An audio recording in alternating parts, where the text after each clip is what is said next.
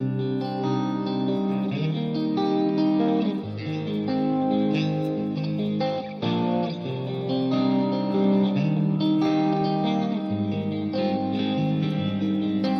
a monster under my bed, and at my window there's a dragon. I accepted the challenge, it turned me into a savage.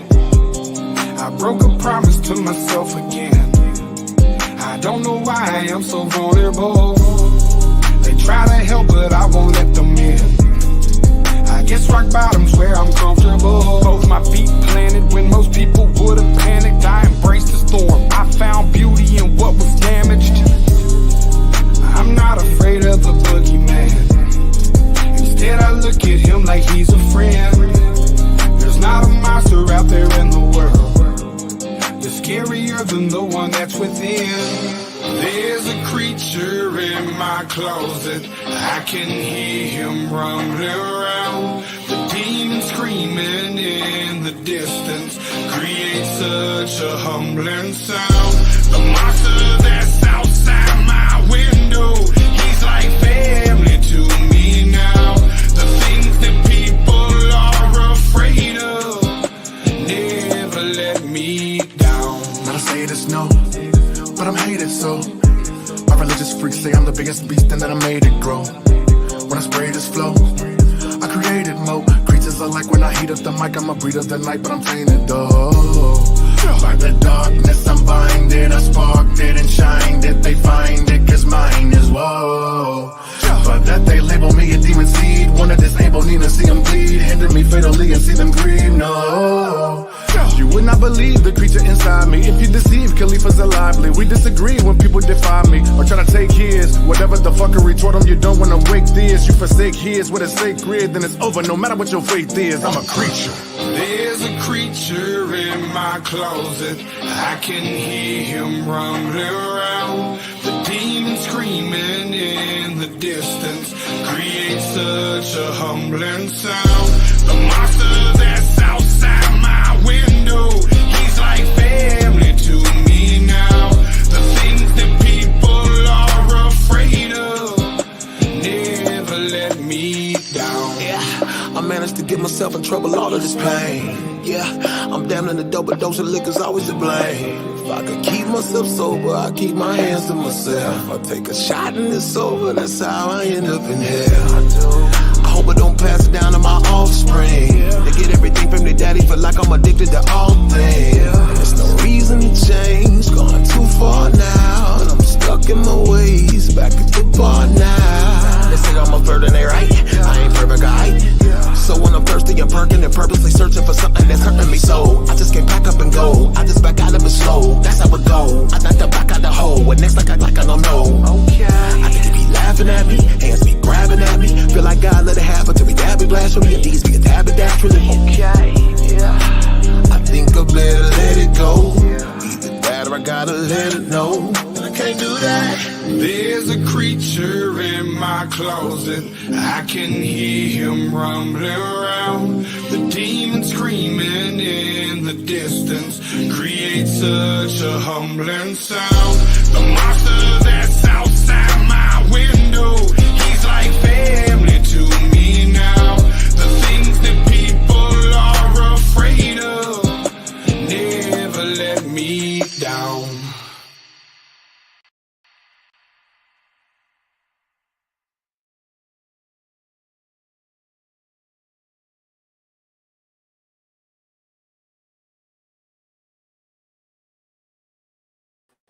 Check, check, check. Okay, you can hear me.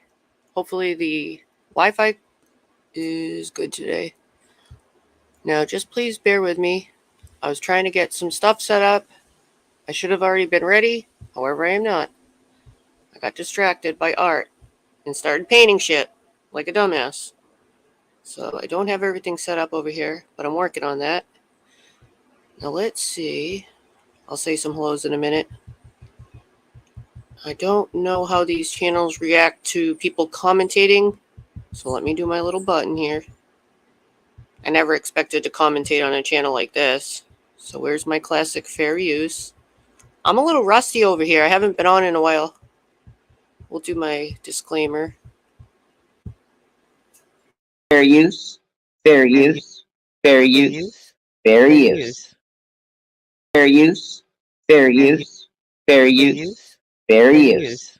Copyright disclaimer under Section 107 of the Copyright Act of 1976. Allowance is made for fair use for purposes such as criticism, comment, news reporting, teaching, scholarship, education, and research. Fair use is a use permitted by copyright statute that might otherwise be infringing.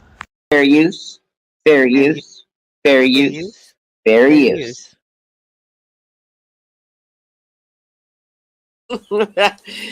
Oh shit, I gotta do that. Okay, let's see. What else do we need here? I gotta do that, Ash. Oh, I had a viewer submission. I'm gonna have to upload something that somebody sent me. Give me 1 second. It's funny. Let me just grab this picture real quick. It's worth it. Let's see if I have any room. Have any room to load this picture in honor of somebody. Let's see. We gotta have room in here. We gotta have room. Oh, that's the wrong spot. See, I haven't been on here in a while, so I'm a little rusty here, up in here. Okay, wrong spot. Oh, I just dropped myself off my phone. Dang it. Dang it, Sarah. Just 1 second. Gotta go back to my live. I fell off. See, when I'm on live, I do my phone and my computer because I use different buttons for different things. So I gotta have both. Just give me a second here. I kicked my ass off. I mimetized myself. Okay, here we go. Ooh.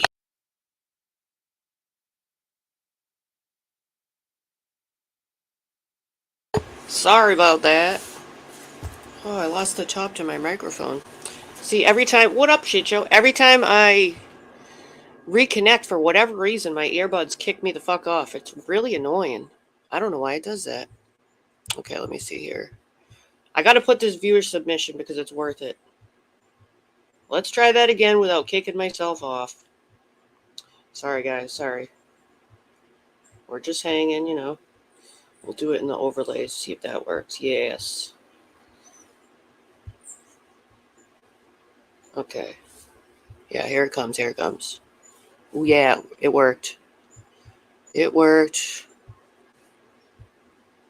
Please bear with my slowness. As I said, I haven't been on in a while. All right. So, in honor of one of our previous YouTubers that will be spending Halloween on vacation, a certain vacation, a viewer sent me this ramen noodle skull. So happy Halloween, Ernie. There's you a ramen noodle skull in honor of Halloween. That's for you. Okay. Well, it's not really ramen noodles, but it kind of looks like it. Now we got to go put this. Let me pull up my stuff that I'm going to show you. Okay, it's really basket, but it looks like ramen noodles, don't it? We're going to call it ramen noodles. It is ramen noodles. Here we go. I can't help it. Okay, we got to make this bigger, too. We're going to have to go back and make this screen bigger. Got to pick a different layout. Fizz Crank, thank you. Thank you for being a member for 2 months. Yeah, you know what happened? First, it happened, the stuff with the weather. So I got sucked into the weather stuff, so I wasn't really around much. And then I started watching all the destruction. Then I got sucked into that, and I was like, I found it traumatizing for people, what people lost and everything. So I just, was all into that and feeling real bad for people. So I wasn't feeling it going live or dealing with all the stuff going on because of that kind of stuff going on, It made me feel real bad some kind of way, I guess you could say. And I honestly didn't know if I wanted to do this at all, but I mean, sometimes it's fun for me. So I'm giving it a shot now because what I seen last night was too funny to pass up to share. Some of you might already know, but I just figured I'd try anyway, Sometimes this is fun. Thank you, Holly Dolly. Thank you for being a member. I'll fucking love you for that. Oh, let me see. Ern's new. Oh, I might get a hex. No, listen, that was I said happy Halloween. Okay? I'll do it again. Happy Halloween, Ernie. There's the ramen noodle skull for you. I thought it was a nice thing. Okay, so last night I was flipping through the YouTubes and I guess this just popped up in my feed randomly. I am a member. No, I subscribe. I'm not a member. I subscribe to Duty Ron. Some of those channels like that. I mean, sometimes they go over some good news. I'm into true crime too. I watch a lot of true crime. And sometimes I go off into the true crime sector and I'll disappear for a while anyways. You know, what up, Lulu? And some of the things I try to stay out of, and I just go over there, and then I'll get sucked into true crime for a while. I mean, I just started liking it a lot. You know, what can I say? So, yeah, I've been following a lot of different stories going on. I know there's actually a trial right now. I started watching it yesterday, the Leilani Simon, and I'm hearing people talking about some of the more graphic stuff, and I realized I might not even want to watch that. If they're going to be talking about details and stuff like that, I don't really want to see that. I might poke around here from time to time in there, but maybe that's not for me, you know? Yeah, you too, Zep? I mean, there's a lot of shit going on, really, that didn't have anything to do with any of this. So I'm missing a lot of this stuff. Like, I have no idea about any of that. I think there was some other stuff yesterday I heard from other... yeah, I'm missing a lot, to tell you the truth. It's gone! But anyways, okay, let's back to this. I was flipping through Duty Ron, and he was slaying Bullhorn Betty, referring to her as bullshit Betty, and it's nothing I ever would have expected coming out of his mouth. And he just went on and on. It was so fucking funny that I had to share this shit. And then I was like, oh, she's not gonna like this. So then she actually had a sassy response back. So I'm like, yeah, I gotta show you guys this. But yeah, Ed Wallace. It was Duty Ron and Ed Wallace, and yeah, it was just very unexpected. I wasn't expecting it at all. So I was hoping. We know Constance has been missing. This would be a good time for Constance to come back and come on this panel and friggin' laugh with me, but I have no idea where she is. Because some of you people would be funny to come up here and laugh with me because it's funny. Traders, I know you're busy, but I think this would be something funny for you. Anissa, if any of y'all anytime would like to come up and laugh over this shit with me, please. Actually, I'll just throw the link in case. It is so unexpected for him to do something like this, in my opinion. If any of you follow Duty Ron, this is not his kind of thing. To hear him talk about another YouTube creator like this was just, I was dead. What else can I say? I don't see you, traders, but you must be in here somewhere. I do kind of want to see some of it too, Zep. I just don't know how much I can watch. About if it just, when they get into more of the details, I'll probably just jet from it. But I'll check in from time to time with the trial. You know, I've been following a lot of other stuff too. You know, most of you know they dropped. So I was walking on the beach last night and I listened. Some people were reading some of the charges that were filed on Diddy yesterday. And it's blowing my mind how much of more of a demon. Every time you think he's the top demon, it gets worse and worse. It really does. You think it can't get worse, and it does. Six new charges were filed on Monday. Just six new people, and it was just insane. The allegations. I mean, it sounds like he just assaulted somebody every day. Basically, I mean, that's what it sounds like. I can't believe somebody goes around thinking they could just do whatever they want like that. Bird in the hand. Yeah, we need Constance. This is a Constance type of content, and I don't know where the hell she is. I tried to send her a little message earlier, but Constance, calling Constance. Let me see if this works. Constance, calling Constance. Yeah. It's all right. Yeah, I know you would love this stuff, but I know you'll enjoy listening to it anyways. Moving day is very important. I know it's very hard to move. I'm somebody that moved around a lot as a child, even sometimes every couple months, and it's just something I completely hated. It really messed with my life, moving so much, you know, growing up, having to always go in new schools. I just learned to completely hate it. And I knew when I became an adult, I was not going to do that. And then having kids, they were never going to move. They were going to live in one house their whole childhood. That has happened successfully, and I'm glad for that, because moving sucks. You lose shit, you find shit, you got to put all that shit in, then you got to put it all back. Oh, fuck no. All the boxes. Let's see. I seen Constance, but I forget where yesterday. Let me see what Trader said. I'm missing some stuff while I'm flapping my mouth here.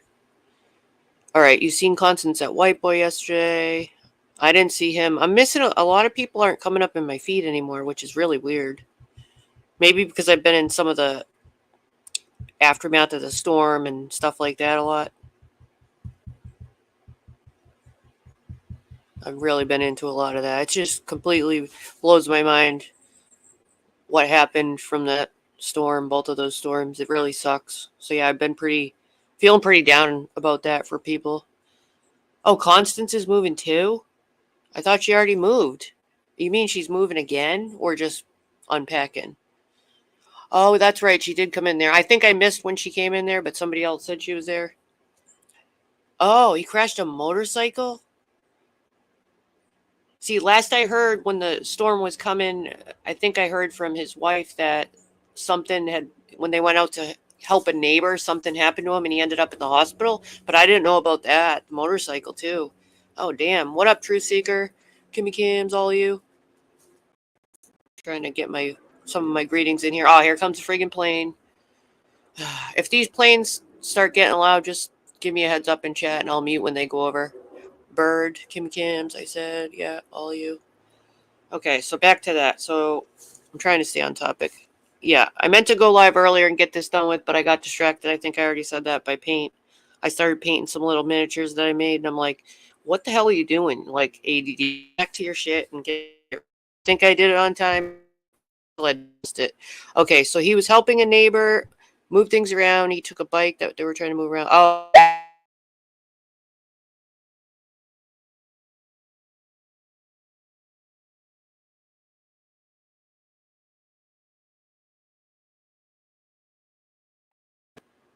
okay, there it is. That's weird. I want to losing Wi-Fi. If I start losing connection, please let me know. Try out here. We already did my fair use. Fair use. But it is oh so fun. One more time. Fair use. Fair use. Fair use. Fair use. Fair use. Fair use. Fair use. Fair use.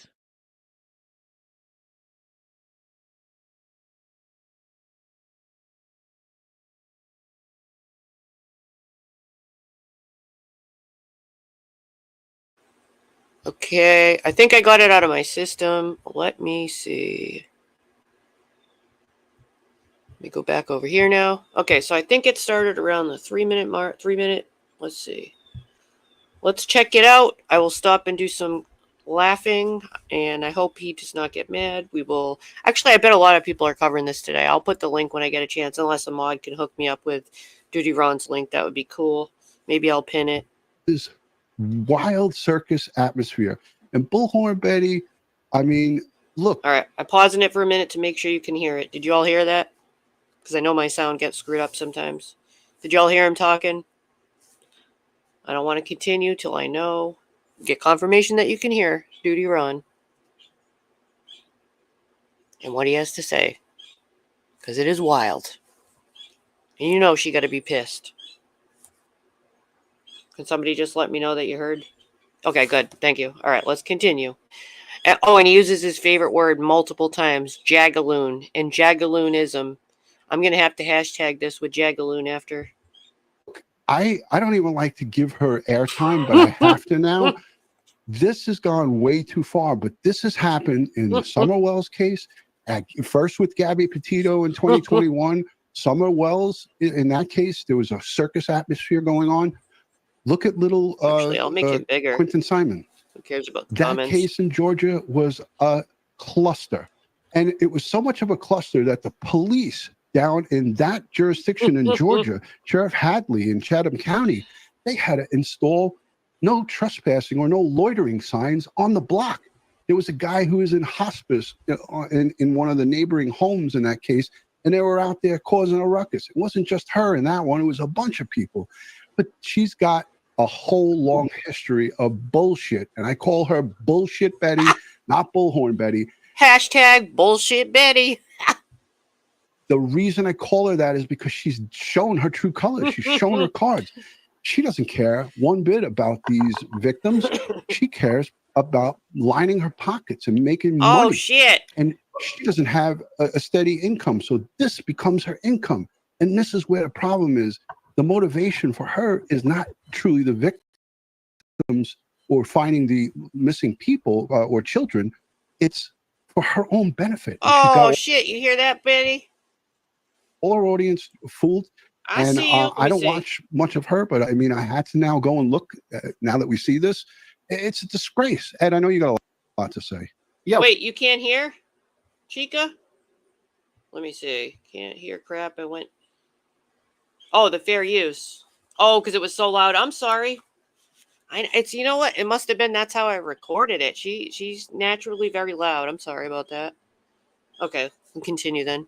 Yeah, well, this type of antics by Okay. the true You're trolling gives the true me. crime community I'm just rather making a sure. bad name, and she is What not up? helping. She's only What's up, Chihuahua Mom? hurting. She's getting in the way of law enforcement. She's diverting law enforcement resources to her instead of the investigation. She's causing all kinds of mayhem that got her dragged into court and issued, protection orders against. Okay, the next step is she's going to get collared and she's going to go in the system. Right. Okay. Now she doesn't live in these communities. She travels to these communities and causes this mayhem. Okay. Right. Can you imagine her first reaction when she first started watching this to hear two professionals call her out like this? Oh shit, she must have been pissed. Not helping. All right. And you're giving us all a bad name. You have no law enforcement background. You have no criminal investigative background. You're not a private investigator. Okay. You call yourself a journalist, according to what I saw on YouTube at the hearing for the, the restraining orders, if you will. This has got to stop. Yeah. It's nonsense because what it Yes, does is it takes I have a response already pulled up for after this. good people that may want to help or may want to offer help to not just, Seth Rogers, but to the Proudfoots. And it makes people want to just walk away from this thing because you see the circus that's circulating. It's not gonna waver. Law enforcement is not gonna waver from their job. They have a job to do. Their job is to find out what happened to Sebastian Rogers. That's it. They don't. This stuff is white noise, and this is really something that causes. Look, this court had to be in session for 4 hours. So let's take a listen to this, Ed. I got to have our audience hear this. This is really unbelievable. 4 hours. They played a 9-minute video from Bullhorn, Bullshit Betty's YouTube channel. Again, hashtag bullshit Betty. That's a new thing. They showed the judge all the evidence that they have against her.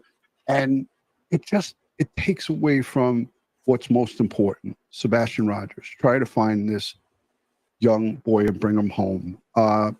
It's despicable, but let's listen to this. Well, the mom and stepdad of a missing boy just won a legal battle against a YouTuber who's covering that case. This all started when 15-year-old Sebastian Rogers disappeared back in February. A month later, true crime social media influencer known as Bullhorn Betty. It's bullshit Betty. Or any influencer or any true crime, nothing. She is Bull Betty. Posting. I know he was really say that. My God, the thing. I'm fucking dead. Videos about the Sebastian case. Well, in July, Sebastian's mother filed an order of protection against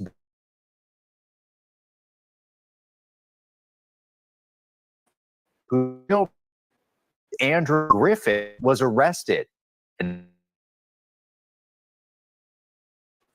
To today, where News 2's Caitlin Quisenberry is outside the courtroom after the judge ruled in favor of another protection order, and this is for Sebastian's stepdad.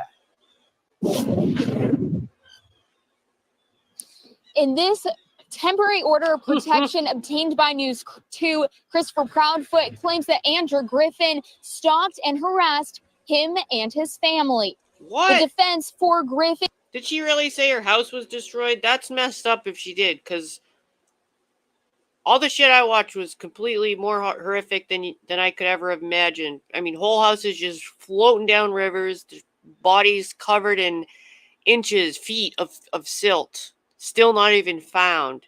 Families ripped apart and torn and thrown in the river, and fuck that shit if that's true. Griffin argued for this First Amendment rights of the YouTuber, saying she expresses only her opinion and has covered multiple missing persons cases in a similar matter. She has fucked up multiple missing person cases with her outrageous behavior. She hasn't covered them. She has made them into a circus. I never hear him swear like that. He is mad. Griffin testified several times, saying she never initiated direct contact with Christopher or had ever met him. In response, the prosecution submitted a 9-minute video as evidence of Griffin's prior YouTube videos. In one of the clips, you can see Griffin as she shares her opinion, saying she indicated Sebastian's mom and dad had the knowledge of how to dispose of a body. She added she believes they may have had something to do with Sebastian's disappearance. It is important to note that law enforcement has not said any foul play was involved in the disappearance. And I'm going to stop it there just for a second. I'm going to put us both back on. What civilian or even us as retired law enforcement, you're a first grade retired detective, I'm a detective that has searched for many people in fugitive enforcement. When we're civilians, it's not our job to figure out who did what. If you want to go and search for somebody or you want to help try to find someone who's missing, that doesn't mean you're going to play investigator. Ed, you're a private investigator yourself. You know about stuff like this. Where does she go wrong? Where do people on YouTube go wrong when they take it to the next level? Yeah, so, it's funny. In order to do those kind of things, you need to be a private investigator. So Ed's digging out for his credentials now. Here's my 2 licenses in the state of New York and New Jersey. Okay, I am a licensed private detective, unlike other people who say they're licensed when they only registered a company as an LLC. Anyhow, and don't have a private detective's license. And then you have to carry insurance, and you have to have a bond, and you have to do all these things. Now you also have to have a client. You just can't inject yourself as a private detective into a criminal investigation. A family member or a loved one can hire you to conduct a private investigation of what transpired. Yeah, okay, but you still can't interfere with a criminal investigation conducted by the law enforcement agency. Yeah, of the jurisdiction. And printing your own license, as someone said here, we don't know if she did or didn't do that, but printing your own license, that's a crime in itself. Yes. Uh-oh, the Popo's coming. Wait a minute. It's not Wednesday. It's not Wednesday. I'll mute out for a minute because the Popo's loud. Criminal possession of a forged instrument, and, you're creating fraudulent documents. And in addition, if she's going to be claiming to be a press, now the press has to have credentials, and the press gets the credentials from various law enforcement agencies. So, that's another thing. She doesn't have these things, and we don't either. We're not out there injecting ourselves into the investigation. We're giving you inside information about our experience and what this means, what that means, and which direction the investigation will go, and based upon our experience. She has none of that.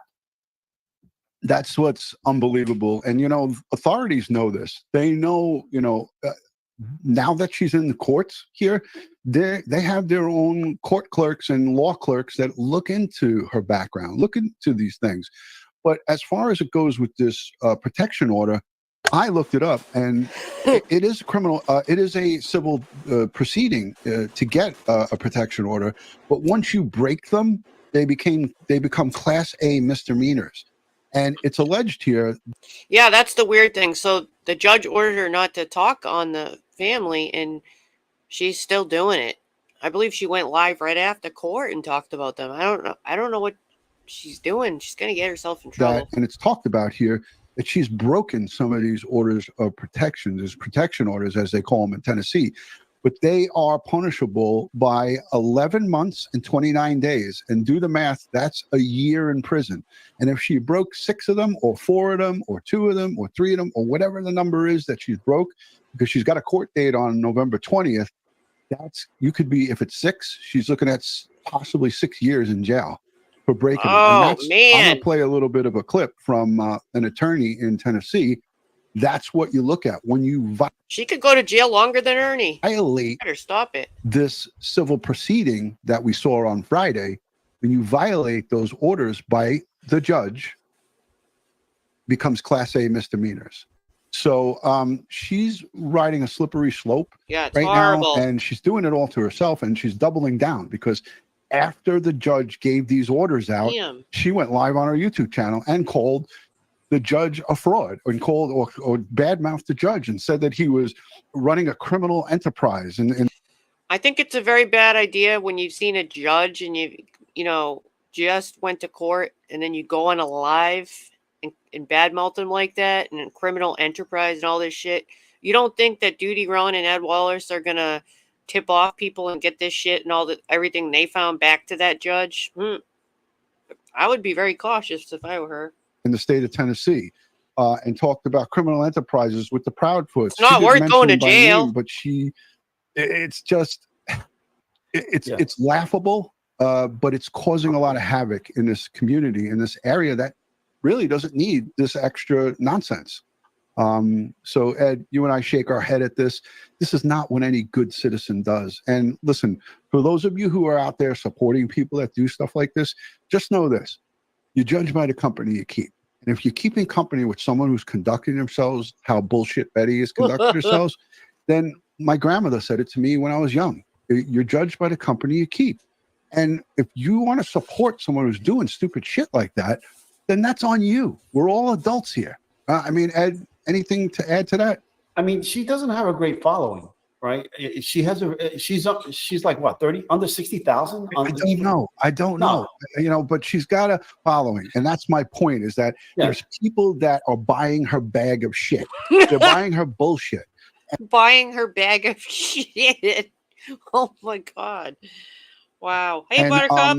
It's unfortunate because she really does trick a lot of people into thinking that she's doing the right thing, and she's making it sound like everyone's out to get her. Look, she called in the Quentin Simon case the chief, Sheriff Hadley from Chatham County. She said that he needs to resign and that he's a fraud and that he's a phony. Meanwhile, the FBI, the sheriffs there, the GBI, all the federal authorities were searching the landfill for this little baby, Quentin Simon, and they found his remains. And they closed the case and they locked up Leilani Simon. They locked her up and they did the job. And she still, to this day, says that they suck and that they're no good. Like, hello, TY413. Come on, give me a break, man. Just give me a break. It sounds like to me that Duty Ron did his homework. He's got a lot of shit to back up everything he's saying, you know? He knows a lot. Let's play this. Knowledge of how to dispose of a body. She added she believes they may have had something to do with Sebastian's disappearance. It is important to note that law enforcement has not said any foul play was involved in the disappearance of Sebastian. So this is clips from her recent court date. She literally just went to court very recently. Christopher took the stand next, saying he felt threatened by Griffin. When your client goes to my job, my house, my campsites, yes, that is stalking. On that you just testified to, have you ever spoken or communicated with Mr. Proudfoot in any form? No, sir. So that's a lie. She lied on the stand when shit. she was just asked Getting that called out by Duty Ron for lying. And like I said, he did his homework. From what I seen, everything that he calls out, he already has it backed up. So he's going to show proof that she actually has called them. And I didn't even know this. I heard her say this on the stand. I'm like, oh, all right. Sounds like, I don't know much about her. I don't got anything against her, really, too much. I just thought that this was funny, how he's doing this. But he's got shit to back up that she did, in fact, call him. He's going to play it, too. No, sir. Because she, by her own self, she did this to herself, Ed. He played on her YouTube channel a voicemail that she left on Chris Proudfoot's phone, whether it was through a direct message on Facebook or social media. She made this funny video where she was laughing. And this video she made in June of this year. Wow. June of this year, she made that video saying, ha, ha, ha, I contacted him. Here's my voicemail I left him. I'm going to play that in a little bit. You guys are going to get to hear it. She lied. Duty Ron did his homework on Friday. And that's perjury. And that's now we're getting in deeper trouble. Yeah. It's she's again, she's her own worst enemy. And who is she affecting here? She's affecting Sebastian Rogers. Right. That's who she's affecting. It might affect her future too. Not helping anybody, Ed. She's affecting this boy. She is taking the attention away, and the media is covering this. And the judge has a 4-hour courtroom opening here. It's just ridiculous. Ed, what's happening? Are you getting tickled? No, did you? I do. You know, Tara's near me, and she's like, she doesn't like Bullhorn Betty. No, she doesn't like that name. Yeah, and I looked it up. She has 36.9 thousand subscribers. Okay, you know, that's 36.9 too many. Yeah, she's got them all fooled, and the people who are sending her money, I'm sure she's going to start a GoFundMe for her lawyers, because she doesn't pay for anything on her own. I don't even think she has a job. I think her job is YouTube and swim from people. Great, and all she's doing is effing up every case that she goes to. She turns it into a shit show. Look, I mean, again, this month really sucked because these are actual retired police officers, professional, both still working, both still contracting. I mean, this gotta suck. Everybody, you know, is allowed to have their opinions and their beliefs. Absolutely. Okay? What up, Abby? Right, but you cannot then project. This is Duty Ron and Ed Wallace giving their opinion on some recent Bullhorn shenanigans from their perspective. Opinions and your beliefs into the public arena. With not having dotted your I's and crossed your T's and understanding the ramifications of saying something that may be untrue, and you know the defamation that may occur, the character they're very mad that may occur with things like this. Okay, look at this comment right here. This is how people are very, very tricked by this bull. Amber says, "Oh, this is a Bullhorn Betty bash." Gotcha. No, it's not a Bullhorn Betty bash. This is what she did to herself. I unfortunately have to make a statement on this because this is a case that we all cover and that it's near and dear. Our friends from EquiSearch went and searched for this young boy, went and searched for this missing kid, and Dave and Twyla they went there twice searching for Sebastian. You know, Amber, what's up? This is not just about Bullhorn Betty. There are other YouTube true crime people that do this nonsense. And I said that in the beginning. So if you were listening in the beginning, then you would have heard me say how they're hurting our genre. Okay? How they're hurting. And I want to say, too, this is not Duty Ron and Ed Wallace. They don't typically do something like this. So they're clearly had enough to go on a live and talk about another YouTuber and call her Bullshit Betty and call it out. Like, this is not something he normally does. So I think he just couldn't take it anymore. These criminal investigations with their antics. It wasn't just about Bullhorn Betty, but she's just the prime example right now because she has these order of protections against her. Yeah. And as soon as she gets them, she walks outside and bashes the judge. Right. This is not a bash of her. His channel's quite professional, and he has a lot of subs. It's over 300,000, I think. Just us covering her shit show, her own created shit show that she is doing. She's doubling down, and she thinks that she's above the law and that she is all high and mighty, and that's not the case. She should go and search for Sebastian Rogers. If you really want to find the kid, I don't really see you doing much searching. And Ed and I, we've never claimed to go. We're not ones that go out and I can give her a happy Halloween ramen noodle skull. Search. We will help fund or send people to search, like EquiSearch Midwest. We're the law enforcement liaison with them. But that's not what we do. We don't go from state to state with bullhorns out in front of people's houses and cause a ruckus. We want to bring attention with our platform to the case so people could see it, so people can hear about it, so people can talk about it, so there can be civil discourse, and people can talk and share. The more people that hear about it, the better. But when I listen to some of these live streams about Sebastian Rogers, I don't hear anybody talking about him. So we're going to show his picture after this, and I'm going to show the flyer from the TBI and the FBI. Oh, also, I want to say he takes funds that he makes from the channel and puts it back and uses it for good.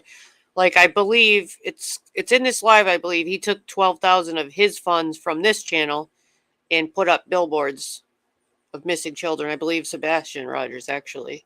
So he puts his money to use to helping the cases. Let's let the rest of this play. With Mr. Proudfoot in any form? No, sir. Do you recognize him? Only by interviews on media as well as alternative media. Are you talking about your interviews or other interviews? People, I've never met him in person. After an almost 4-hour hearing, the judge ruled in favor of Christopher Proudfoot's order of protection. At this time, Katie Proudfoot and Sebastian's step-grandparents have all obtained protection orders against the YouTuber. Now, the YouTuber is set to be back in court on November 20th for 6 counts of a protection order violation. Oh, in Gallatin, Caitlin Quisenberry. not good. So there's another piece, Ed, that I want to play quickly, because this one shows actually Chris Proudfoot on the stand. A YouTuber tracking a teen's disappearance is now barred from discussing the case. You hear that? Barred from discussing the case, and she already has been. So it just, I don't know. I still would kind of feel bad. Like she might end up going to jail. It's, why would you want to do that to yourself? Just pick a different one or use code or something, she's going back to 20th. It's not going to look good. They literally barred her from talking about it, and she still is. I would be scared of jail. She's already went to jail. That would scare the shit out of me, just going for one night. I'd be like, okay, I'm done, I don't know. Wouldn't you have a night in jail? Wouldn't you be afraid? You don't want to be there? I don't know. Started when 15-year-old Sebastian Rogers disappeared on February 26th. A month later, You're gonna go to jail. Social media influencer Bullhorn Betty began posting videos about the case. In July, No way. Sebastian's Her mother dog? filed an order of protection against Betty. The following month, Betty, whose real name is Andrew Griffin, was arrested for violating that order. All of that brings us And if she goes to jail, she's going to lose her new cute puppy. today. News 2's Caitlin Quisenberry was in the courtroom. Tensions ran high in the courtroom after the judge ruled in favor of the 4th order of protection against YouTuber Andrew Griffin. This decision comes a month after Griffin was last in court for 3 different order of protections filed against her. In court today, the defense attorney representing Griffin argued largely for her First Amendment rights. Griffin said multiple times on the stand that she never directly contacted Christopher, nor had ever met him. She did, however, state that she would visit his neighborhood to allegedly get a better understanding of the. And I think 100%, Ed, I don't know this for a fact, but I think in that 6-minute video that was presented to the judge, they played the audio of her and probably the video of her on. So I don't know much about the whole Turtle Boy thing, debacle, whatever that was, but it's weird. Years ago, I remember I'm pretty sure I used to listen to them on the radio. So it's kind of weird. I mean, I've learned some of it from overlapping communities and such, and how they were kind of intertwined. And one of the people in another community that kind of intertwined with our community used to be on the show, I think, if I got that correct. So it's kind of weird, huh? Her own channel, she's doing this to herself, contacting Chris Proudfoot. She shows everybody, puts her phone up to the screen and says, look, this is Chris Proudfoot's number. I just want to show you, but I'm going to hide the messages that I've sent back and forth to him. So she hides the messages, and then she plays the video of her talking, leaving a message for the guy. Again, he came with the facts. Everything he's saying, he's backing it up with clips. He was prepared for this. He's had enough. And you just watched Bullhorn Betty in court say that she did not contact them. She has not contacted Chris Proudfoot by phone. Now he's going to show you a clip that's different. So in court, as this reporter says, he claims that she never reached out or never. The only time that the only way she knows of him is just by seeing him on interviews from other people. Shit. I wouldn't want to go to jail. Nor had ever met him. She did, however, state that she would visit his neighborhood to allegedly get a better understanding of the layout. And Yeah, get a flyer he's going to play it. of the I just said that missing wrong. teen. Yeah. And at one That's point, her. she also admitted to going to Christopher's place of work. Christopher also Snap, did you sat watch the whole court thing? I don't think I seen the whole thing. on the stand and claimed he felt threatened by Griffin. After a 9-minute video showing statements and a repeated pattern of actions by Griffin from her YouTube channel, the judge said she was harassing Christopher and granted the order of protection. The judge cited the creation of a t-shirt with Christopher's face on it and the posting of flyers with gosh. the alleged intention of gaining attention from Christopher as the reasoning. States that she is an investigative journalist and that she reports on news and commentary.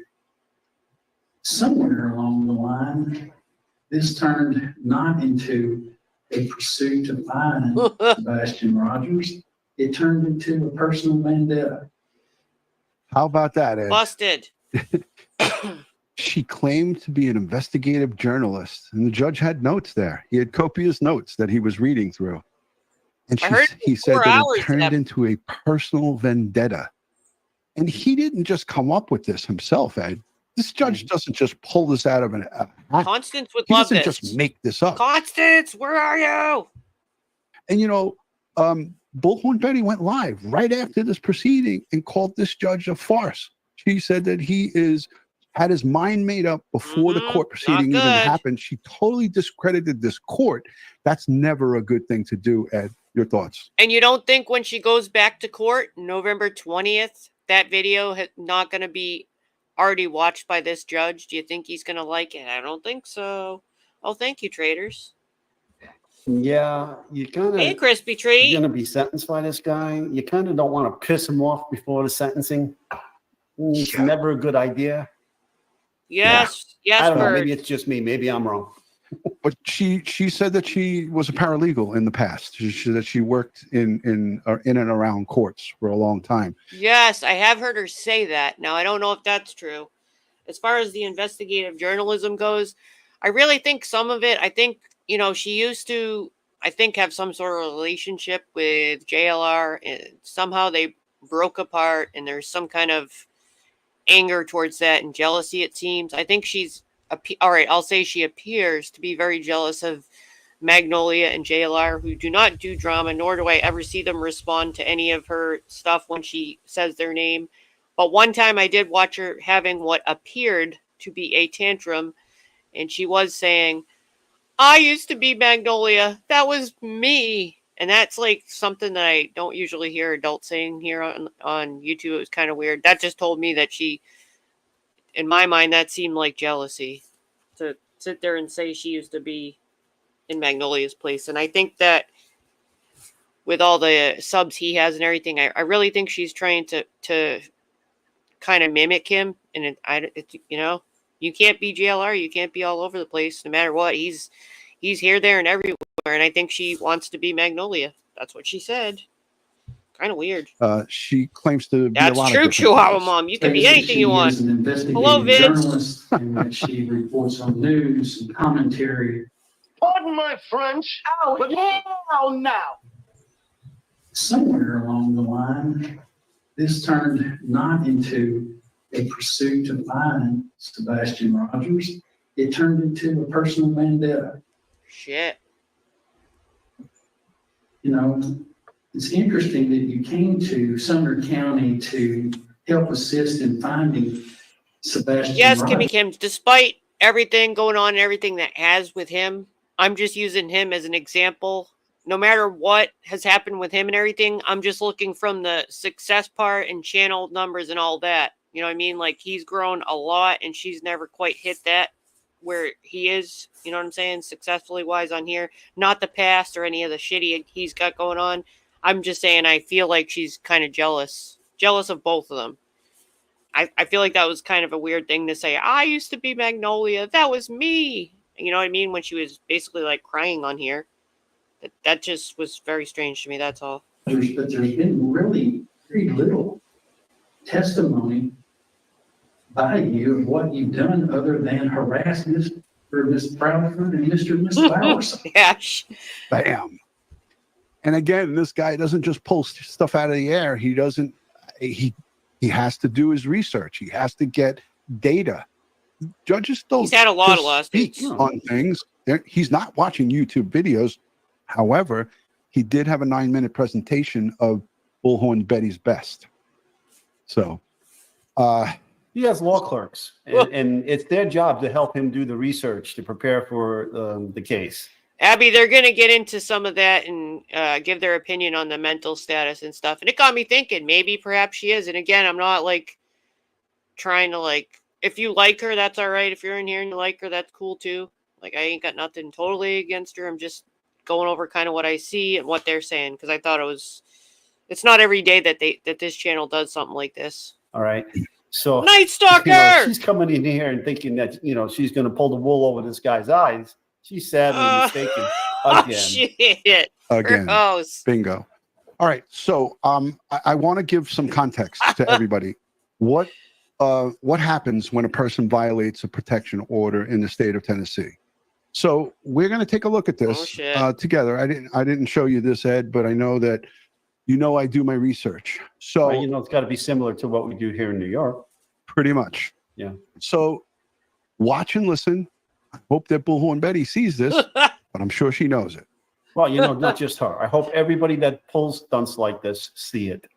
Everybody. And there's many people who do these silly stunts, and it's all for the... That's cool, Abby. I just got to thinking if there was anyone like in the bushes or anything, I didn't want them to feel bad or anything, I kind of just said it for that. It's all for the love of money. All good, and whoever that's you the like. shame. It comes on the backs of missing and murdered children.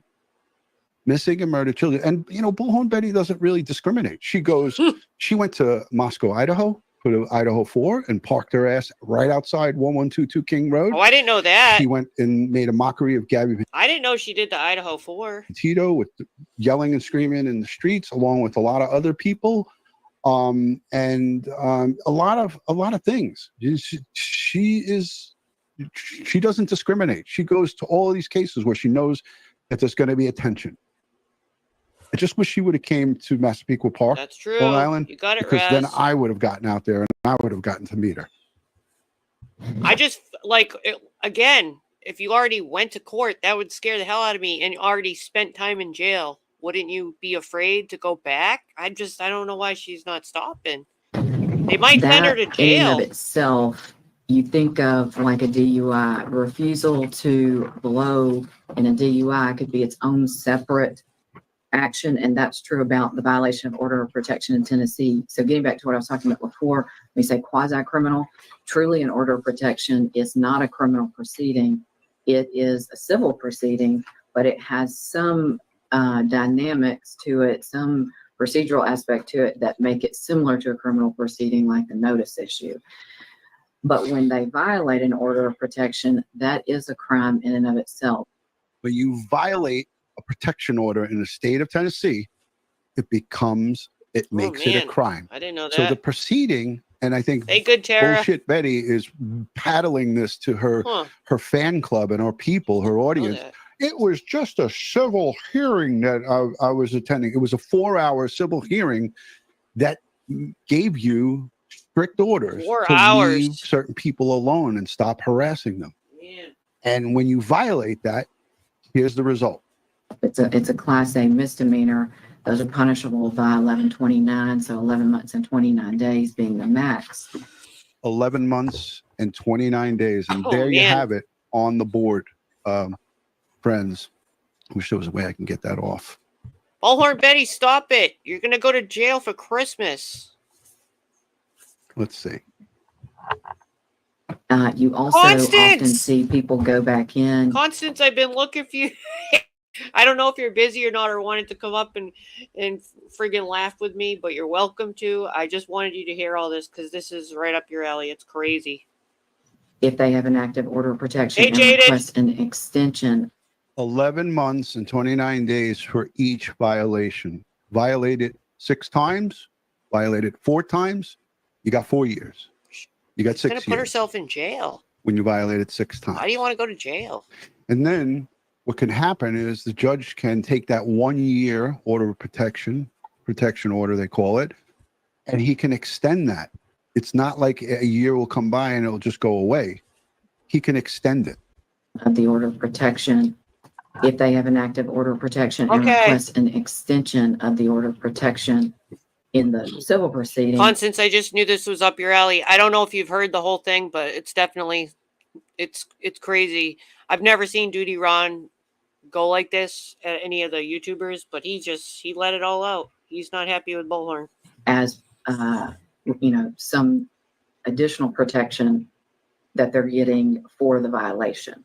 So instead of getting the regular 1129 order of protection, they could be getting it extended 2 years for the first violation. This is my understanding. It's going to start with 2 years. If you have seen as a violation, it's going to start with 2 years. If you have more than one violation or a violation after the 2-year extension, you're looking at 5 years. It doesn't escalate though if that's already expired and this is their second time getting an order of protection. She's already That might said be she's true, doubling Chihuahua down, Mom. and she's not going to back down. So there's the law. Ed, go ahead. Yeah. Now, also, if she has a concealed carry permit and a handgun, she can have those weapons removed from her. True. Absolutely. Okay. All right. Now, even if she doesn't live in that state can then contact her state and say, "Hey, we have the order of protection against her in this state, and if they have red flag laws, they can enact the red flag laws and remove her guns." Yeah, and she shouldn't have guns, in my opinion.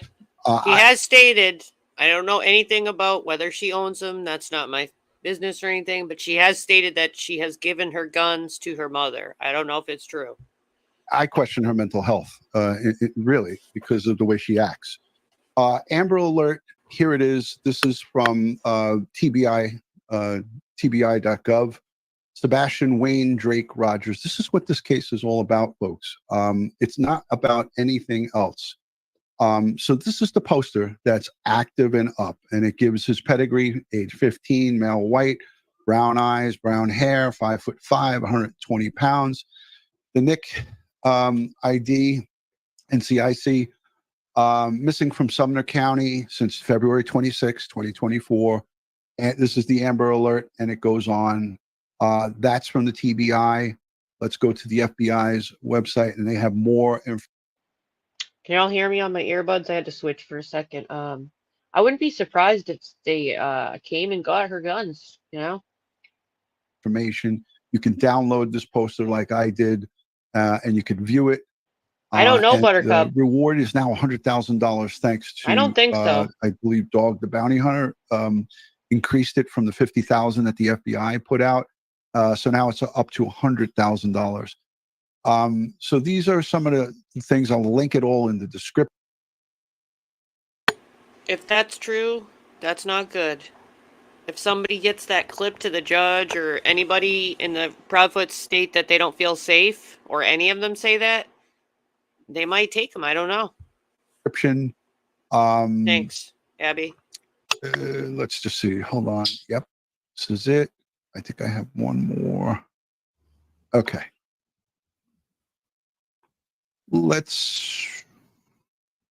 Oh yeah, Court TV. I wanted to show this coverage, Ed, because this was interesting.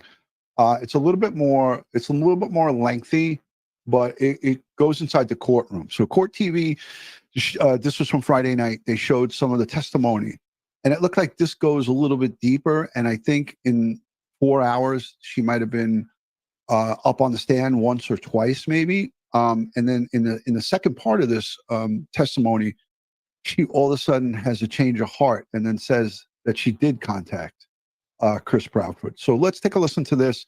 This is a little bit more from Court TV. Where a hearing took place on Thursday in the case of missing teen Sebastian Rogers. Oh, yeah, it was the 10th. It wasn't Friday. What was I saying? Hold on. Did I say the 10th? Yeah, it is the 10th. It's Thursday. The hearing didn't take place Friday. It was Thursday. I stand corrected. The 15-year-old was last seen at his mother's home in Tennessee back in February. Sebastian, who has autism, disappeared overnight, leaving his shoes behind. The search has been national, with some YouTubers getting involved, including Andra Griffin, a.k.a. Bullhorn Betty. In July, Sebastian's mother, Katie Proudfoot, filed a protection order against Bullhorn Betty, accusing her of harassment. The following month, Bullhorn Betty was arrested for violating the restraining order. Yesterday, the judge granted a new protection order against Andra Griffin. Both Griffin and Sebastian's stepfather, Christopher Proudfoot, spoke during that hearing. Take a listen to some of their testimony. Being arrested, you still saw fit to continue your application with a voices meeting. Yes. Sebastian matters to me. Sebastian matters to me a lot, she says. Well, I could rephrase that. Money matters to me a lot. How much? I'd like to find answers. I'd like to bring him home, and I'd like to bring him home safely. And I hope the application that we do, along with other people, like help aid in that effort. Does anybody that watches her, does anybody notice that she always says what the advocation that we do? Who's we? The last time I checked and the last time I've seen this woman talk, it's always her, but she makes reference to like a we, like she's got some kind of team behind her. I don't see anybody getting behind her. You know, I think it's a shame that she's nestled up with Sebastian's father. I think that Seth Rogers, she's also fooled him. She's bamboozled him into thinking that she's a good person. So I'd like to know who this we is. And hey, Anissa. Yeah, I thought you might like this one too. To me, things that make you go, First come to Sumner County. We. Who is we? She does say we, doesn't she? She's been saying we for years. I think I arrived here, it was June 20. Well, let's just think about that for a minute. Since I know I've heard her say we. Does she have people behind the scenes that work with her maybe? Or is it in her head? That is a question, you know, because I don't know if she has a team. Does anyone know if she has a team? Second, but it was in the evening, so it's just basically checking into a hotel, resting because it was a long drive. Then what did you do? One of the main subs. key factors of this case is that the child disappeared between midnight and 6 a.m. So one of the first things I wanted to do was preview the area at night, to see what it looked like. I've never been here. I know nothing about this area. I know nothing about how dark it is outside or what certain lights are. It gets dark at night. I just want to let you know a little secret. How many people in the chat have seen this on Court TV? How many of the people in the chat have seen Bullhorn Betty giving her testimony before the court? Put a 1 in the chat if you've seen it. Put a 2 if you haven't. Let me know in the comment section below. Where? And the only way you can get that information is... So, Anissa, you were a mod for her, right? Is that what you're saying a while ago? Because I feel like I remember when you went in there afterwards. I can't remember why she took your wrench away, but I remember her.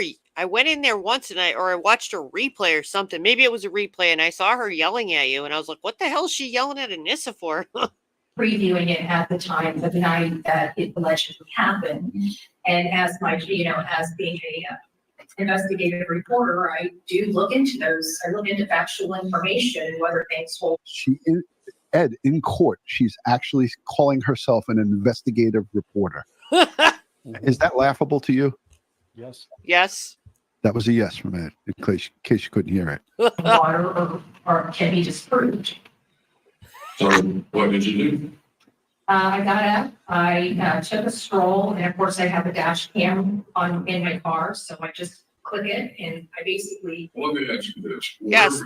Yes, Katie. Answer your question. Or finish. Sure. So I was staying in Goodlettsville at a hotel. And so I was just, I have a dash cam, and so all I pretty much did is, I think it was less than 20 minutes, 25 minutes from the time I left my hotel to the time I got back.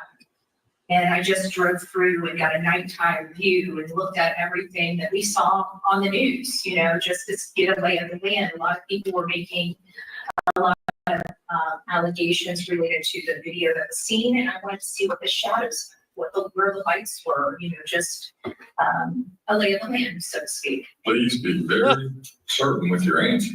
Have you ever communicated? Wait a minute. Oh, she gets drunk? I've never seen her drunk. Intentionally communicated to Christopher Brown? I do believe I did respond to him at some point in this. You responded to this text? Yes, sir. How did you respond? There was also some threats of violence toward me from a content creator named Ricky Don Smith. And I had Does anyone know who Ricky Don Smith is? I've never heard that name before this. asked him, this is a person he's been on our channel with multiple times, and I asked him if he could please stop her from threatening me. Stop who from threatening? Ricky Don Smith. I have no idea who Ricky Don. Wait a minute. She had a drunk rant and said she'd have a party when Constance died. Oh, shit. Damn. Smith is, nor do I want to know who it is. But she is bringing that up in her own court proceeding. It's just unbelievable. Yeah. Stick with the subject. Right. This isn't about Ricky Don Smith. You're in court for some important shit. From Andrew Griffin. Oh, you were a mod too? What am I directly? GM Lovely, did you get the boot too? Sir? Is that what you're asking? Yeah. Well, when you make a video threatening that you want to bring a gun from another state to this state, directly videos related to me, my wife, my family, that's a threat. Plain and simple. Okay. She also said she was going to bring a machete for the record. Who knows? Would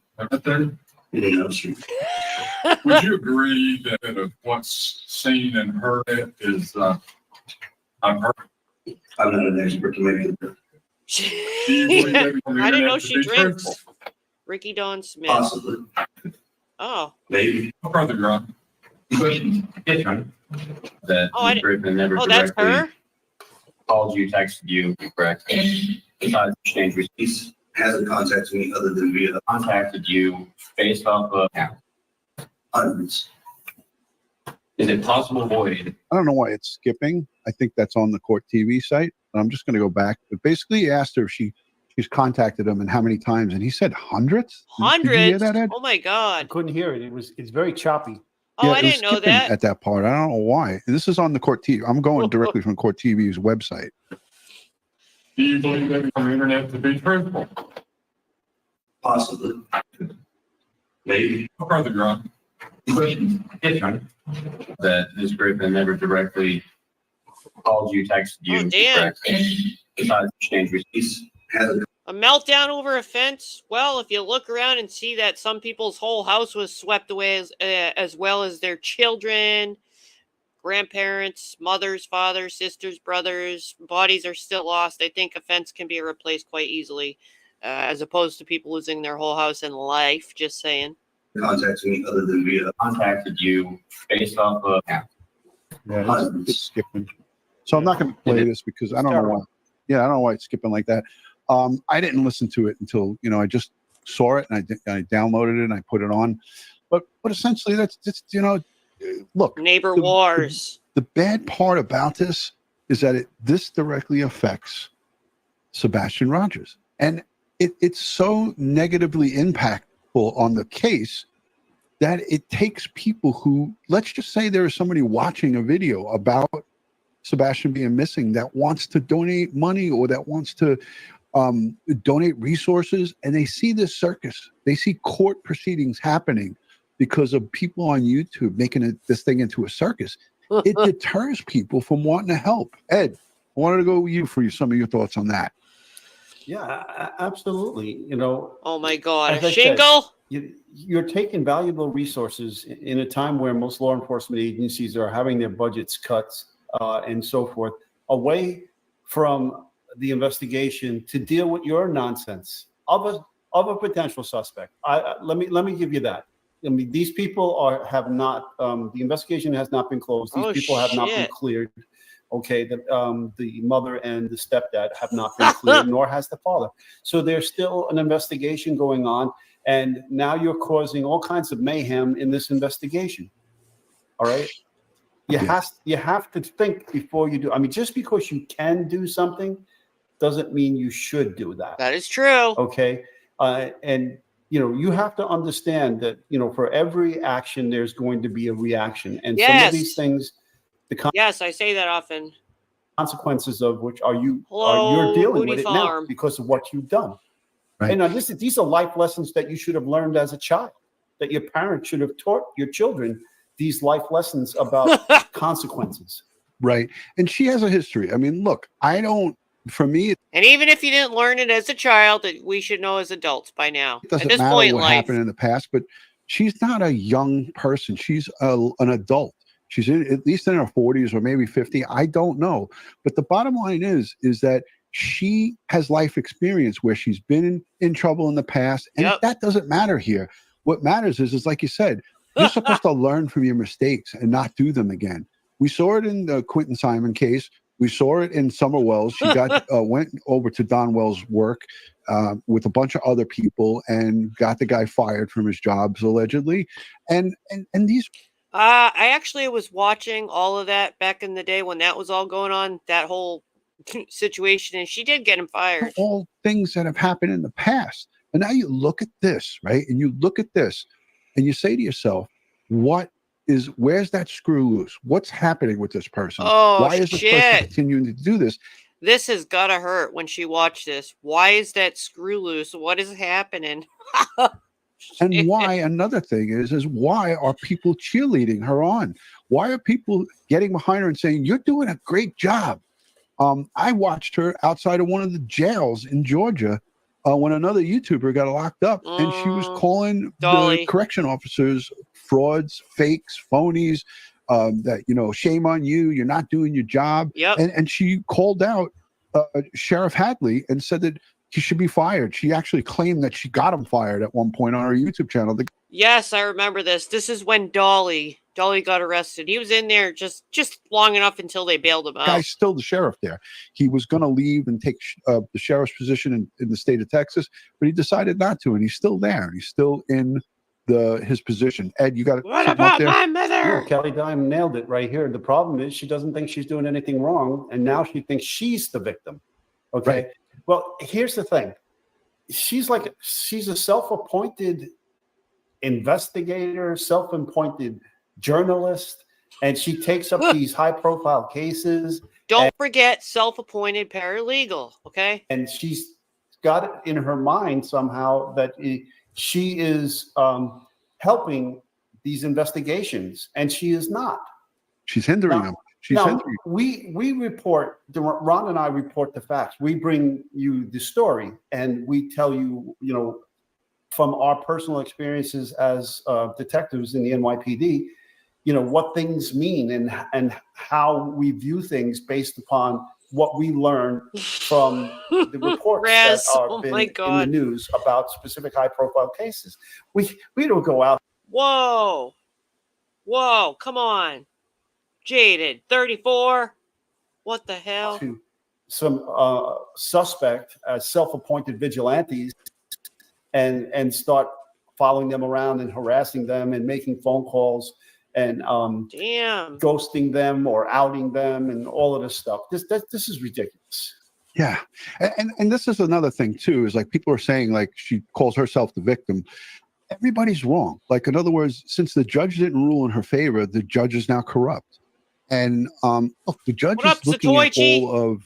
Again, these two are professionals, both retired New York detectives. Okay, and they still do some work. They know what they're talking about. The facts of the case. Judges in this country don't just all of a sudden make a decision up before the court starts.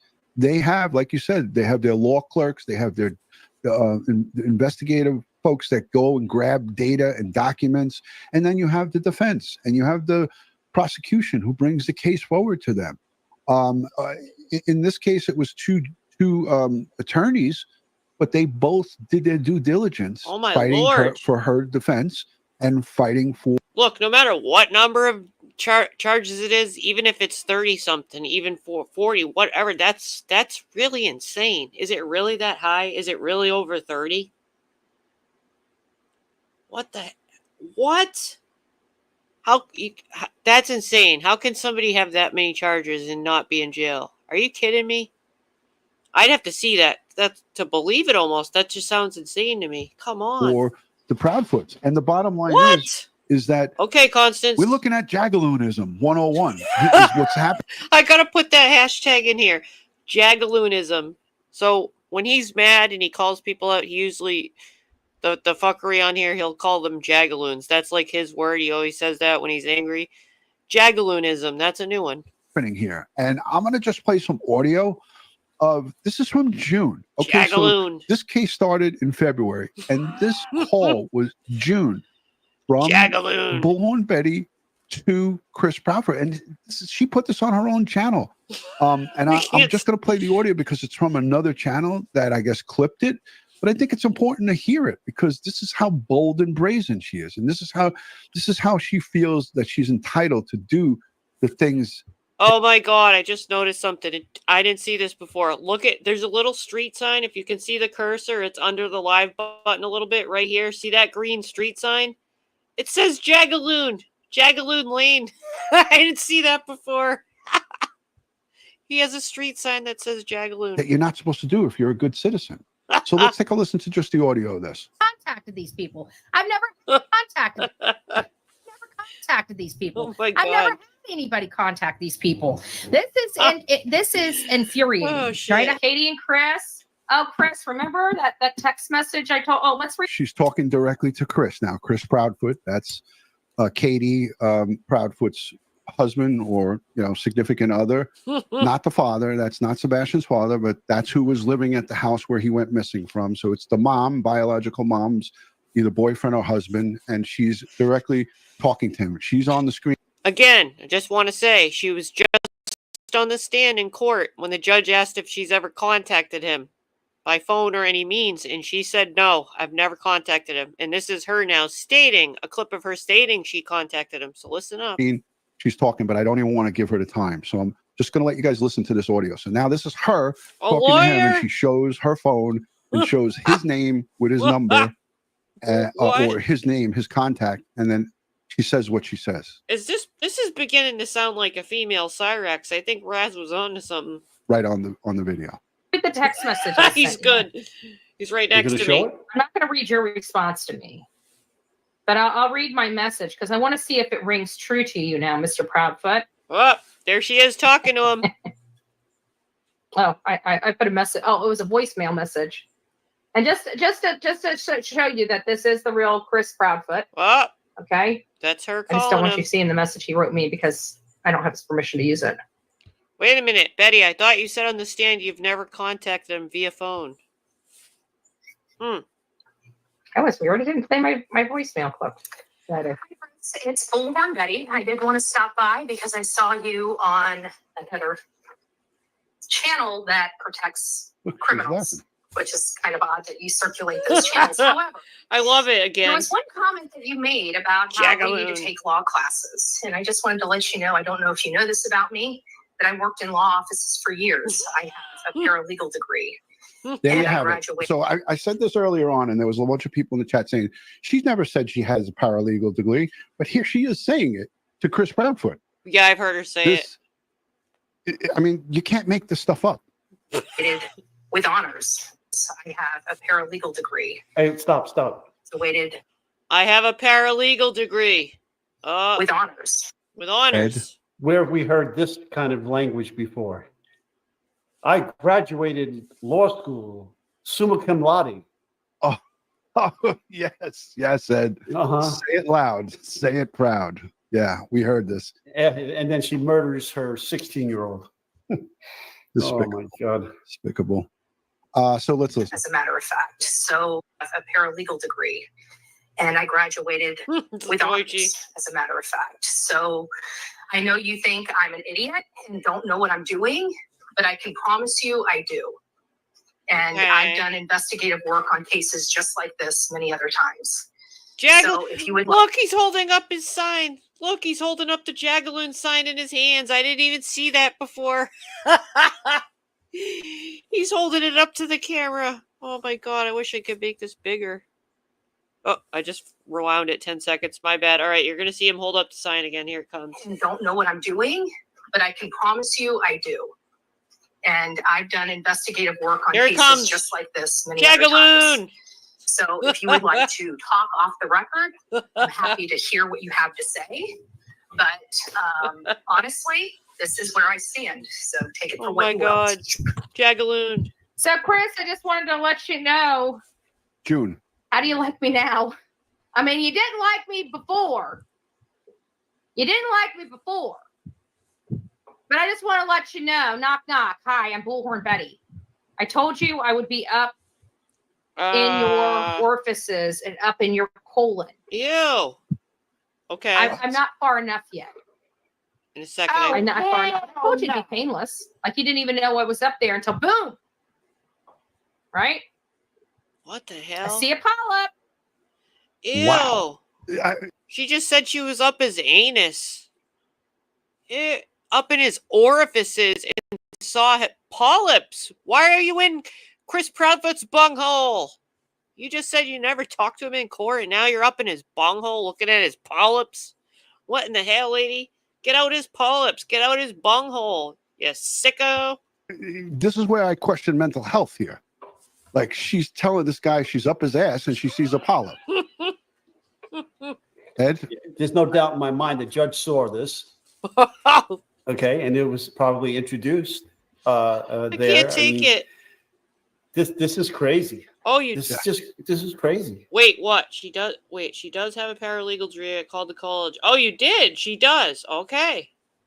So she is a paralegal with honors. And listen, I called you today just, because I hadn't seen this. I didn't know that there was this court hearing on Thursday, but thank you. So she's a paralegal and she goes up bungholes searching for polyps. One of our viewers who put me onto it. I don't have time to look at this nonsense. I feel like this is a waste of time. But this is what this woman's been doing since February. And in court, what we heard is they said she started that's with a this good case point 1 again. month after it happened. Good point. So February 26th, so somewhere in the month of March of 2024, she started live streaming. And she, by her own admission, I don't know if she's telling the truth or lying, she's under oath. She said, I came in June.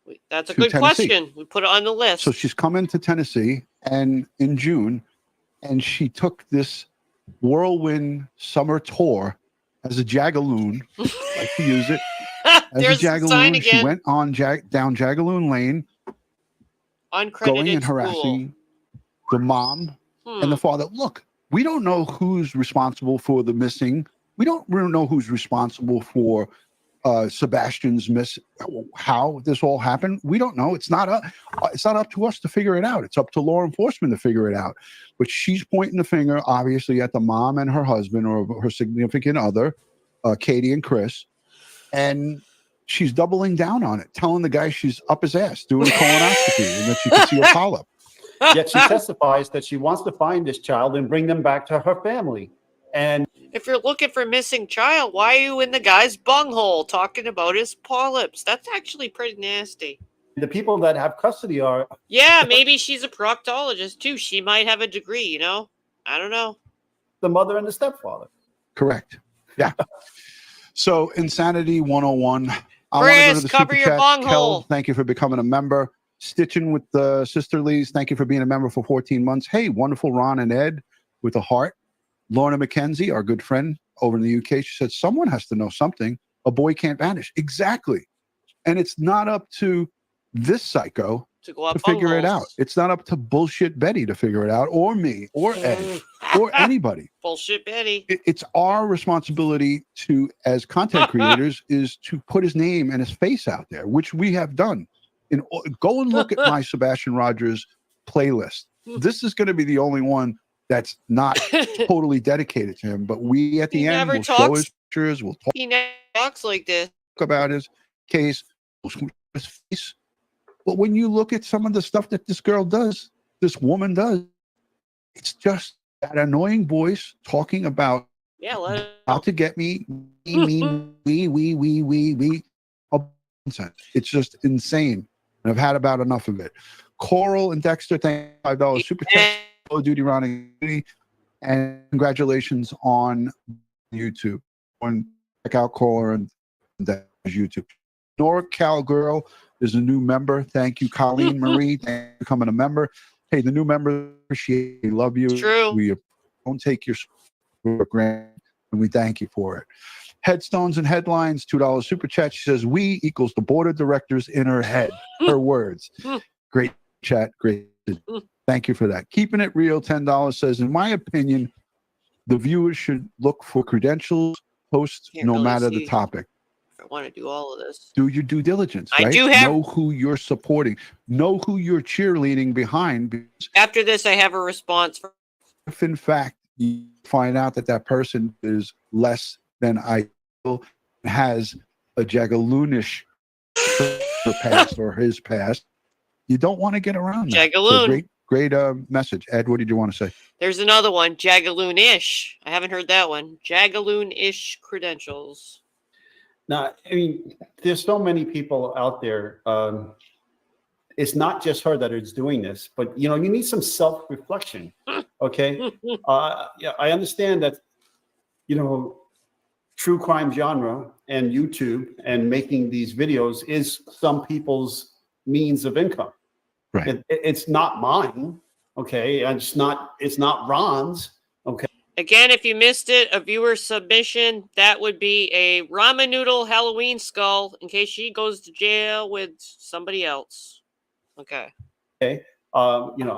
We have jobs, even though we're retired from the Happy NYPD, we ramen still Halloween. have jobs. And, we do Backdoor this on the side. Backdoor Betty. Hashtag backdoor. I got to add some hashtags after this. Jagaloon, Jagaloonism, Bullshit Betty. And now it's Backdoor Betty. Yep. And more for educational reasons than anything else. But, it's not about Ron and myself when we go over these courses. It's always about the victim and the victims' families and the loved ones that are hurting. And we support victims' rights. And so I don't understand, So one of his little messages in green there is from one of his members says she blocks anyone who doesn't agree with her. I can't verify that because I don't really go in there much. So I wouldn't know if that's true or not, but some of you might know the answer to that. What benefit comes out of doing something like this? How are you helping? She's not, and she knows it. And that's some of the most dangerous people, in my opinion, and we see this a lot. Maybe when she we cleared interview his criminals, and polyps. we have video of them committing a crime, whatever the crime might happen to be, and they will look us right in the face and say, "I didn't do that. You got this all wrong," and they'll give you an explanation. Those are some of the most dangerous people, and she happens to be one of them. They believe because their own when lies. she's cornered. She's like a cat. She just starts to scratch at you. And she comes up with all cockamamie excuses and a lot of misinformation. And the bottom line is all you have to do is pay attention. And if you pay attention, you could see it pretty clear for what it is. Rough. And the bottom line here is, folks, is this. We, as Ed said, we have our own jobs. We make our own income. People like her do not have a steady income source. And the motivation is to get people riled up because drama and sex sells. But this happens to be drama. There's no sex involved in this, although people will argue with me about that. Well, yeah, that's debatable. We don't know about that stuff, but she does go up bunghole. She just said it In the comments, because whatever. Anyways, what I'm saying is she knows how to get people riled up and how to get her people to send her money, because she plays on it as me as the victim. Everyone's coming to get me. No, lady, it's you and your actions. You are acting like a fool. You are acting like a criminal. And that's the bottom line. Do you remember the Kimes case? Like a cat. The mother and son con artists. Yep. They murdered Miss Irene Silverman here in New York, David Kasdan out in Los Angeles, a Bahamian banker in the Bahamas. See, these con artists, they're very narcissistic, right? They think they're smarter than everybody else, all right? And when she and her son. I could talk better if you could mute your pussy first. Finally got caught, and with all the goods. That was for you, Kimmy Kims. Kims. Them in many of the homicides, because what their crimes were they would steal properties from people, forge deeds, things of that nature, and then take over their property, and then really get homeowners insurance and create fires, collect homeowners insurance, they would get mortgages and so forth, and then steal all the money. And then when people, hey, if that's true, if you're not allowed to have different opinion, that's kind of frightening. If you're in a chat and not allowed to have an opinion, even if you present it in a appropriate manner, run away. Became aware of what they were doing, they would murder those people. Okay, and they would go around the country doing this, and internationally as well.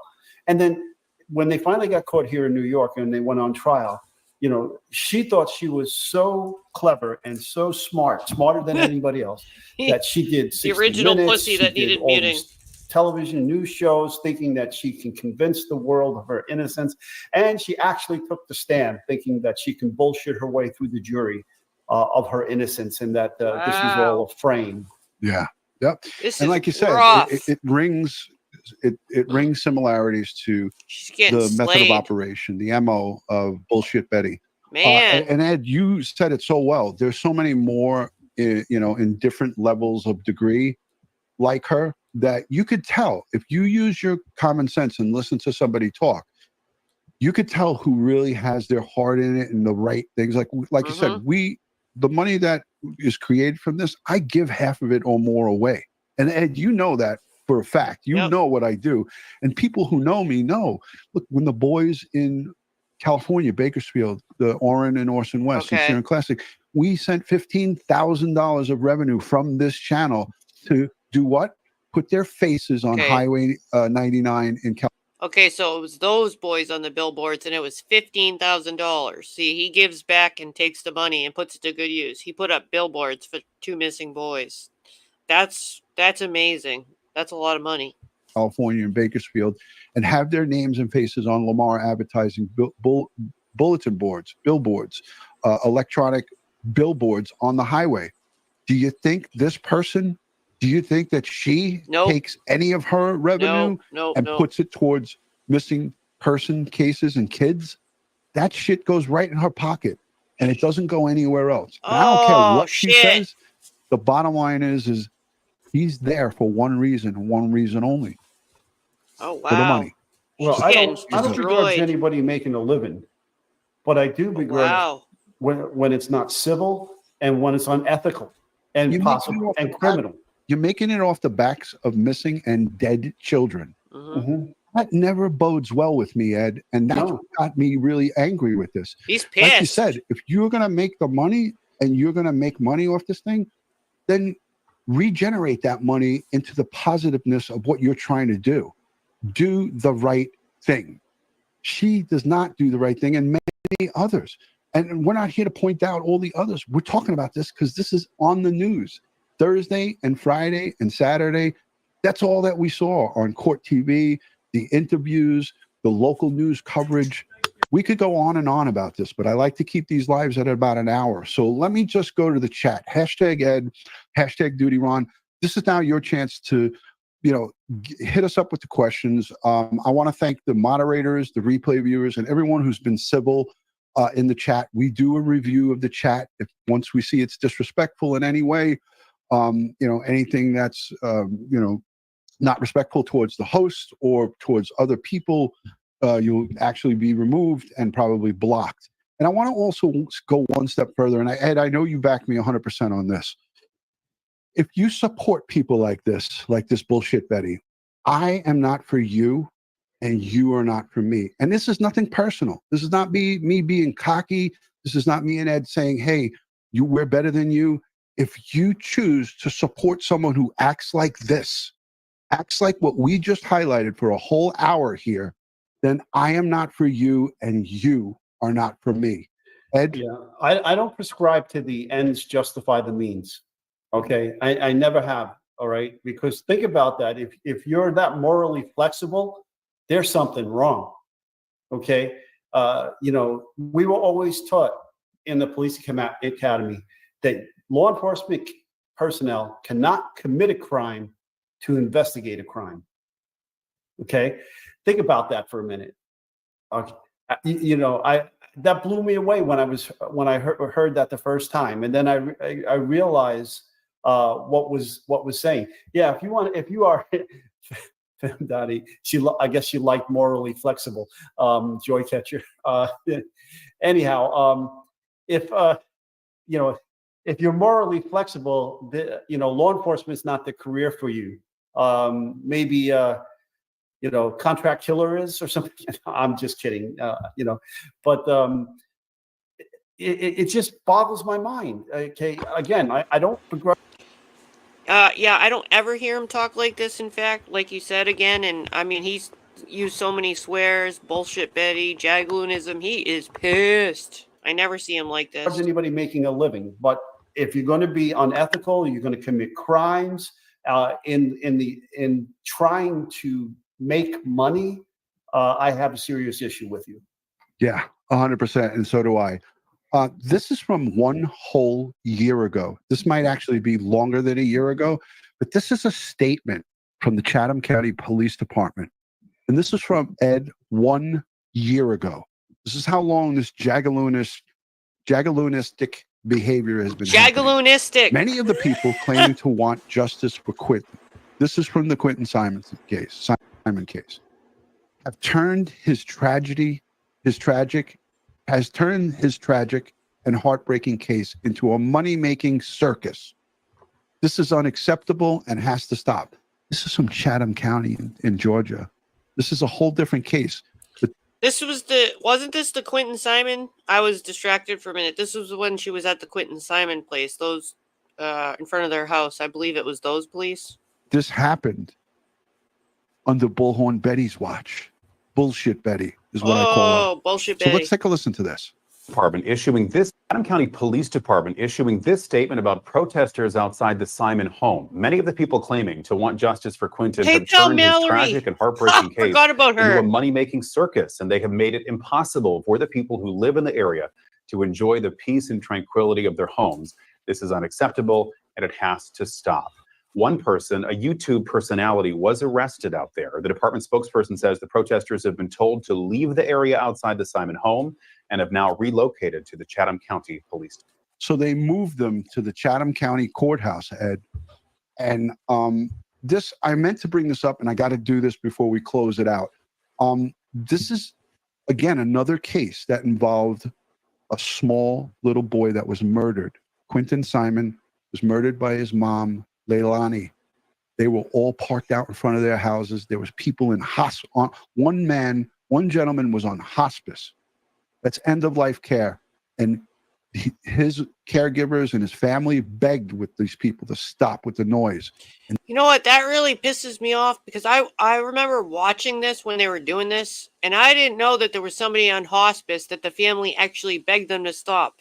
If you know somebody is literally in a house next door at the end of their life with hospice and the family begs you to please stop and you can't shut the fuck up so somebody can die in peace, then there's something fucking wrong with you. I'm sorry. And I didn't know about this till just he said this, and that's fucking messed up.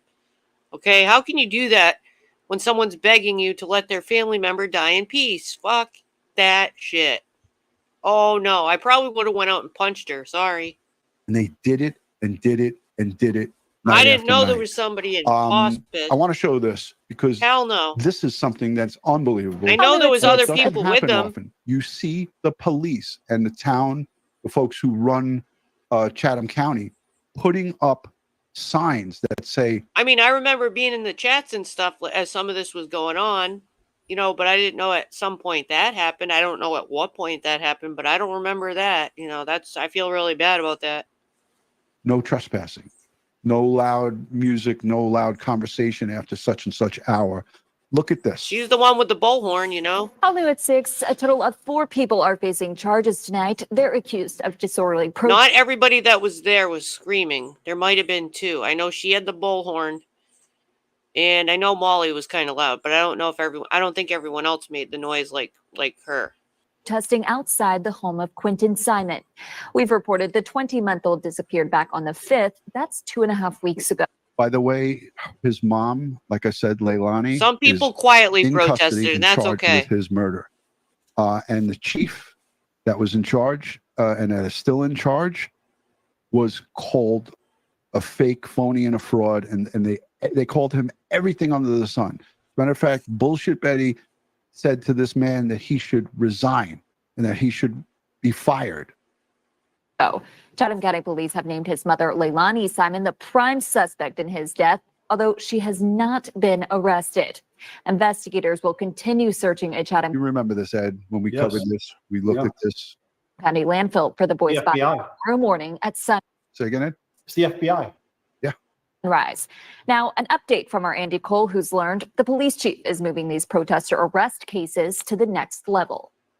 CCPD says on Friday night, they responded to the home where Quentin Simon was last seen alive for a group of disorderly protesters. After speaking to the group and informing them of their rights, officers left the scene without making any arrests. Police tell us a short time later, officers responded again to Quentin's home, this time because 3 protesters were blocking the driveway, preventing someone from leaving. Police say after the protesters refused to leave, officers arrested them. John Boatwright, Wanda Boatwright, and William Garrett are facing charges of disorderly conduct. Saturday, another protester was arrested after police say they banged on the doors and windows of Quentin's home. Kimberly Taylor was booked in the Chatham County Jail on criminal trespass charges with a $1,300 bond. After learning of the weekend arrests, police say Chief Jeff Hadley started an internal investigation. He referred the cases to the Office of Professional Standards to be reviewed this week. According to police documents, the OPS's main role is to investigate all complaints against integrity. They serve as fact finders and deal with anything from excessive absences to use of force instances. In Chatham County, I'm Andy Cole, WJCL 20.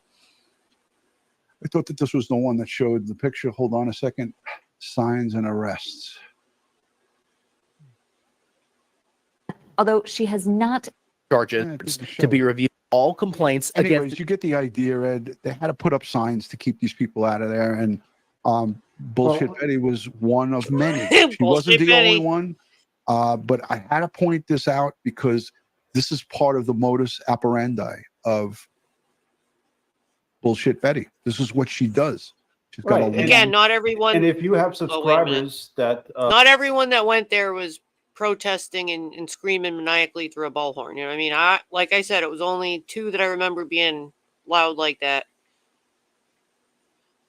Some people were just picketing and doing other things, but there's a difference when a family begs you if you're screaming in a megaphone. You know what I mean? I believe only one person was doing the megaphone and another person had a very loud voice. But if they asked you and then you don't comply, then that's the difference between peaceful protesting or picketing or whatever. That's the thing that I had a problem with if they asked them to stop. Are buying into this, they'll go out to these scenes and perpetrate these crimes as well. I mean, who the hell was shining the green flashlight in the window of the house? Okay. Correct. All right, I found it. This is what I wanted to show. So this is right outside the house, and it says missing toddlers, hecklers, response. No loitering, 7 p.m. to 7 a.m. They had to put this sign up. There was actually a news crew there when the town folks had to come out there by the order of the Chatham County Police. No loitering, and there's the violation, punishable by law. Let's listen to this. Tonight, peace. It's something that hasn't been seen. By the way, with the horn, bullhorn right there, that's Bullshit Betty, by the way. For some time now on Buckhalter Road, That's kind of all where little foggy to Quentin me. Simon was I don't last remember seen. quite all Police are that. cracking down on hecklers who have berated Quentin's family. If you guys It was can a while recall, ago. by show of hands, how many of you saw her? She was live for 8-9 hours a day outside this home of Leilani Simon. She was live streaming multiple hours because she was getting attention and she was making bucks off of this. So there it is. And neighbors for weeks. Our Andy Cole reports on the new measures Chatham County Police have. Do you hear that? It's something that's been hard to come by over the last few weeks. It's peace, thanks to this sign, or really what the sign means. Since Quentin Simon went missing from his Savannah home on October 5th, hecklers have dominated Buckhalter Road.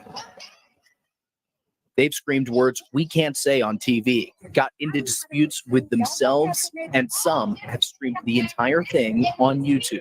We told you Thursday that a 5th heckler, YouTuber Jimmy Williams, who goes by Dolly, was arrested for simple battery and disorderly conduct. That's not to mention, officers were dispatched to Quentin's home 50 times since October 5th. 50 times, Ed. 50 calls for service. It's insanity. It seems that Chatham County's police chief has had enough.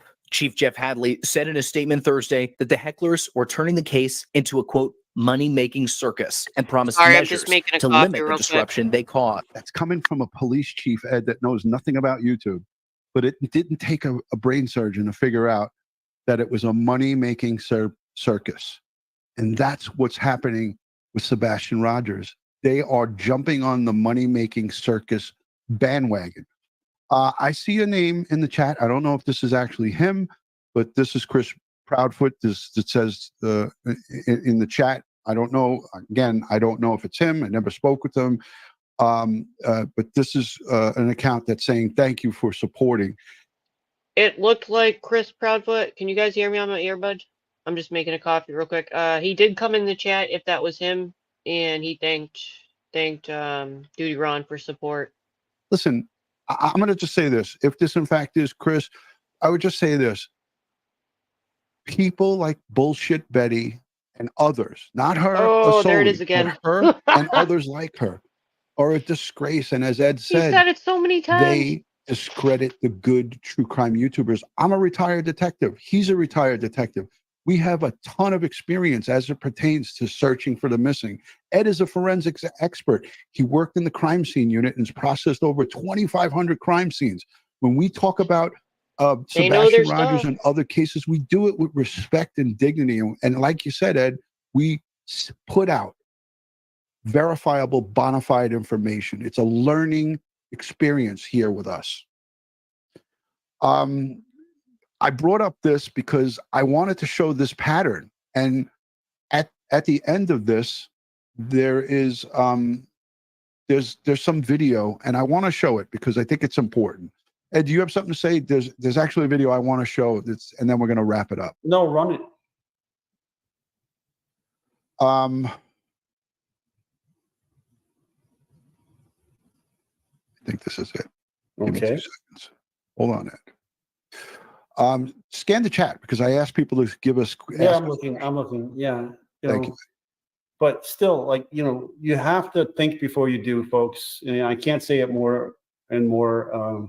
That it's very simple concept. Okay. Are you helping or are you hurting? Now, I saw somebody said that, bashing Ron in the chat saying, hey, say what you want about her, but she's helped. She's helped what? Where is that? Because whoever that is, I want to go and block them. See, it's passed. Okay. I think one of the mods may have taken because it down. somebody that delusional and that skewed in their thinking, like if you really think that she's been helpful, then you need to have your head examined. And I'm saying that respectfully. You are not a critical thinker. You're not thinking logically, because all you have to do is look at a few minutes of what this woman does, and it's not hard to figure it out. So whoever said that to me, that she's helped, you're a dummy. And I'm saying it nicely. I'm trying to say it nice, but you really need to sharpen your skills up because it doesn't take a brain surgeon to figure out what Bullshit Betty is about. Now, here it is. This is it. And then we're going to wrap it up and we'll take some questions. Also new tonight,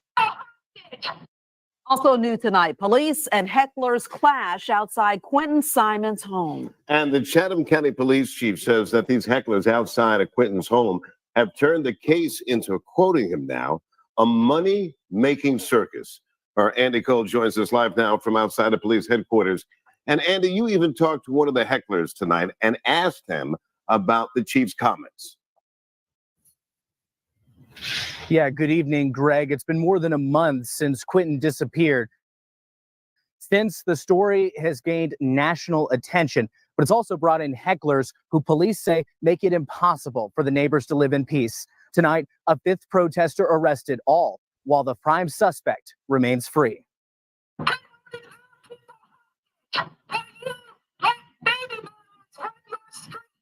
You're holding our people hostage because that Dolly guy or the Dolly guy was in that jail. She was outside the jail, and she's saying you're holding our people hostage while you let baby murderers run free. Ed, we know that they arrested Leilani, and her trial starts tomorrow. So this is a prime example. If all you have to do is look at this girl. Look at this woman. Look at what she's doing. Heckler is in jail after a clash at the home where Quentin Simon was last seen. Jimmy Williams was charged with simple battery and disorderly conduct. His arrest marks the 5th heckler jailed over the last month. Chatham County Police say since October 12th, they've responded to the neighborhood 50 times. In a statement, Chatham County's police chief says, quote, many of the people claiming to want justice for Quentin have turned his tragic and heartbreaking case into a money-making circus. And they have made it impossible for the people who live in the area to enjoy the peace and tranquility of their homes. This is unacceptable and has to stop. This is what I do all over the country. Actually, let me pause for a minute. Now, I remember when this happened in Florida at the Gabby Petito house. Didn't they change their rules about getting and stuff because they're so loud or doing protesting in front of houses? I think something like that happened. I'm going to have to look that up because I remember they changed everything because of what they did to the house. Yeah, this is what I do over the have cause problem for law enforcement for the people. The people of block this case happened. These people went babysitter this Diana girl who was she was the only good thing in this kid's life, and they were out there heckling her outside of her house. Bullhorn. And what are we talking about here? She self-appointed her, she's self-appointed to do what? Why does she think she has the right to do all of these things? And how does she not see that she's not helping? She's disrupting the whole process. That's right. And that's the whole thing, Ed, is you're stopping, you took resources from the police department 50 times. 50 times. 50. Now, again, it's not her solely, but she is with this whole crew 50? of people out there causing a ruckus. Like-minded people, yes. Yeah, insanity. And this is what I do all over the country. I'm sorry, Ed. No, any reasonable person looking at this, I don't believe has so. to say to themselves, this is wrong. Yeah. On so many levels. If she were the family, if she were the victim's family, okay, would you want this person advocating for you? Yeah. No, I would want her so far away from my family. If this person showed up, I would call the police on them, acting like that. So at the end of the day, look, here's Chris Proudfoot. If this in fact is him, I mean, again, you don't wish this on your worst enemy. And we don't know who's responsible for this kid gone missing, for Sebastian gone missing. But what we do know is it's the job of the FBI, the Secret Service, the TBI, and the local police department to figure it out. Not this lunatic. It's not this lunatic's job. Bullhorn Betty has been outside Quentin's home for weeks. She runs a YouTube channel and live streams her interactions daily. She calls Chief Jeff Hadley's statement lies. When I see Billy Joe and Leilani, I ask them questions. Where's the baby? What did you do with the baby? Things like that in a professional capacity. Now, is it loud? Why would she be? Yeah, Ed. What professional capacity? You have no jurisdiction here. You have no right to do these things. Okay, you're not law enforcement. You're impeding an investigation. Yeah, obstructing governmental administration also is a Class A misdemeanor, and that, in fact, she teeters on that on a regular basis. And the bottom line is I'm playing this. It's a different case than Sebastian, but I'm playing this to show what, and I could do 5 hours of this, of all of the times that she showed up in Idaho, outside of 1122 King Road, at the Wells home, outside of where Don Wells was working. So many things. The Gabby Petito thing, out in the field, picking up evidence and bringing it into this is garbage, guys. And if you're behind this, unsubscribe immediately. Do not subscribe to me and Ed because we don't want you. I'm just saying, if you support something like this, I'm not for you and you're not for me. And Ed, I think you feel the same way. In a professional capacity. Now, is it loud? Yes, because I'm across the street and they're at their gate. But I have not caused this. No other YouTubers have caused this. This is their community doing this, not us. Chief Hadley said that over the next few days, police will unveil new measures to minimize the disruption to the surrounding neighbors. Bullhorn Betty, however, tells me she isn't going anywhere. And I absolutely plan to come back to that house tomorrow because I will not be intimidated by some police chief. What's going to stop you from coming back to that house? There's nothing. So a police chief gives an order to not assemble, and you're going to go back there, and I'm not going to. You're a police chief is intimidating you, lady. Give me a break, Ed. What are you looking up? You're getting me nervous. No, I'm not looking at him. He can arrest me every single day that I'm out there. Oh, look. What's going to stop you from? How often have you heard that, Ed, from perps? You could arrest me all day, every day. She says he can arrest me every day for going out there. Mm-hmm. There's nothing he can arrest me every single day that I'm out there. This is not about me. This is about Quentin. Andy, some fiery words from both sides tonight. So what are the plans from the police to keep the noise down in that neighborhood? All right. I think we proved our point. Oh, wow. So most of us, when we get orders from police, I would think, for the most part, we would follow them or get a little worried or something, anything. It seems like whenever she gets orders from judges or police, she gets angry at them or, calls them names, they're frauds, they're this, they're that, or just ignores them. She's basically saying she's not going to listen to them. I mean, and they've had it. They are retired detectives. They're just not having it.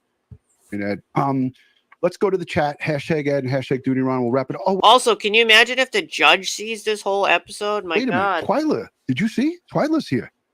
Oh, here's another Twyla? one. Twyla, EchoSearch Midwest drone coordinator. Y'all want to hear this? This is somebody else that went. I don't know if I should skip ahead to Bullhorn Betty's response, or Twyla runs the drones. She searched for Sebastian Rogers. She's been down into Tennessee. Yeah, that's and she it. searched That's twice. what it is, Twyla, Chica. you ready? I'm ready. Hey, Twyla, how are you? I'm great. Duty Ron, I just had to chime in one. I just want to say, so yeah, her title is what does it say? She's the drone coordinator for search and rescue for EchoSearch. Real quick, and I couldn't thank you and Ed more for this live stream that y'all are doing, because let me tell you something. When people are out there, and I'm not throwing no names out there because I know I'll get attacked, but this is the only channel that I support and will give you facts. But let me tell you something, as a professional on the search end, if this happens and people wants to go out to get views and clicks and this, that, and the other and whatever, it makes it so hard for professionals as myself or Dave or any of our other teammates to go in. We'd like to go in and introduce ourselves to the family. Everybody's proven, guilty until innocent until proven guilty. And we like to go in, talk to families. And guess what? We can't, because people go and harass them. I'll tell you firsthand that I went to speak with Katie and Chris, not to investigate, not to do nothing but be a friend and let them know what we were going to do as an organization. I will tell you this firsthand. They invited me and two of our drone pilots into their home. They literally sat there, talked to us for hours. I seen tears. My drone pilot seen tears, and it was real, raw emotions. And guess what? When we left there was people on their corner. There was people on their street. And I couldn't believe my eyes that there was YouTubers out there taking... Oh, you meant time to hear the rest. Is that what you meant? Okay, I thought you meant you wanted to come up. I get you now. ...videos of our vehicles, our license plates, taking pictures of our shirts. That is harassment. And I will tell you that Miss Katie and Mr. Chris Proudfoot treated us with the utmost respect while we were there, and even after I left there, and would communicate with Katie to make sure everything was going okay, to do what I do as a professional. So this stuff right here has had me so heated, and people wonder why, loved ones or anybody with the family or whatever doesn't want to come out in public because of stuff like this and people that want to harass. It's wrong. You wouldn't want somebody showing up at your house doing this to you and plastering, you know, I bet you if they could see through the walls, they'd plaster every time Katie or Chris or any of these other, you know, missing people's family go and take a shit, excuse my language, they would plaster it everywhere. And they have. If you had to take a shit, they would plaster it everywhere. Well, she might be on to something. I do believe Betty said she was up Chris's bunghole, up where she could see his polyps. I mean, that's pretty intense. Their rights just like we do. They have their privacy. Leave them alone. And if you want to help, keep your ass at home and let the professionals. What's up, Jillian, baby, and Lily? And thank you. In law enforcement do their job and let them families grieve or do whatever they need to do to try to get help from the real professionals that doesn't ask for a dime. If you're coming in late, this shit has been pretty wild. Get help for their missing loved one. And if you want somebody that's going to do their job, follow Ed and Duty Ron, because they're the ones that's doing it the right way. Now, that's what I thought because of her, the law, actually. I just didn't want to say law. That's what I remembered. Thank you for that. And that was literally because of her. Yeah. That's staying in their home and doing these live streams. You don't see them going out there she ruined harassing and blowing through horns and whatever the hell they do. So it really makes me upset. This is a very touchy subject for me because I have to experience it firsthand. You know, Don and Candace want to shut people out. Chris and Katie want to shut people out. There's other families that shut us out because of people that's doing what these other people are doing. And I'm sorry, y'all don't normally see me upset, but this really pisses me off. She angry. Yeah. There you go. Well, I'm telling you straight up. Ed, I want to say, when I get a text message from Twyla, like put me on, Ed, when I get a text message from Twyla, put me on the show, like I didn't ask her to come on. She texted me on my phone. She's like, I have something to say. And Ed, this ties right back into what we said in the beginning. It takes people like EquiSearch Midwest who search for the missing, other agencies and other people who want to willingly search ground to try to either recover people with certifications coordinated the remains of a loved one or get answers to where the person is not. She's going to clearing area is a way. So what happened was this whole thing has been a reaction to Duty Ron was kind of wild yesterday, and he was very angry. He's now calling B.H.B bullshit Betty, and I've just never seen him angry like this, swearing like he has. He's just had enough. So this whole thing's been pretty wild, and this is almost over. And then I'm going to show Bullhorn Betty's reaction to this. So we're almost at Bullhorn Betty's reaction, but I've never heard, if you came in late, Duty Ron's never spoke like he has. So if you have time and you want to catch the replay, you might find it amusing. Way of saying, hey, Sebastian or whoever they're searching for is not in these locations. We've searched it. It makes these people get a little leery about coming out because of all the hoopla going on. And Chris is in the chat, and Twyla was talking about it. We're not here to pass judgment on whether there's guilt from Chris and Katie Proudfoot or Seth Rogers or anybody for that matter. The bottom line is here is you want to get the name and the face of the individual out there. You want to intelligently talk about how police and how searchers do these searches.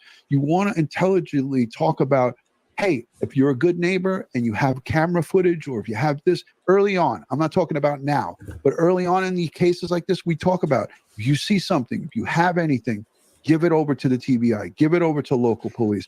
I've had people say to me, I want you to interview me, principals, possible people who are involved in cases. And Ed and I will say, hey.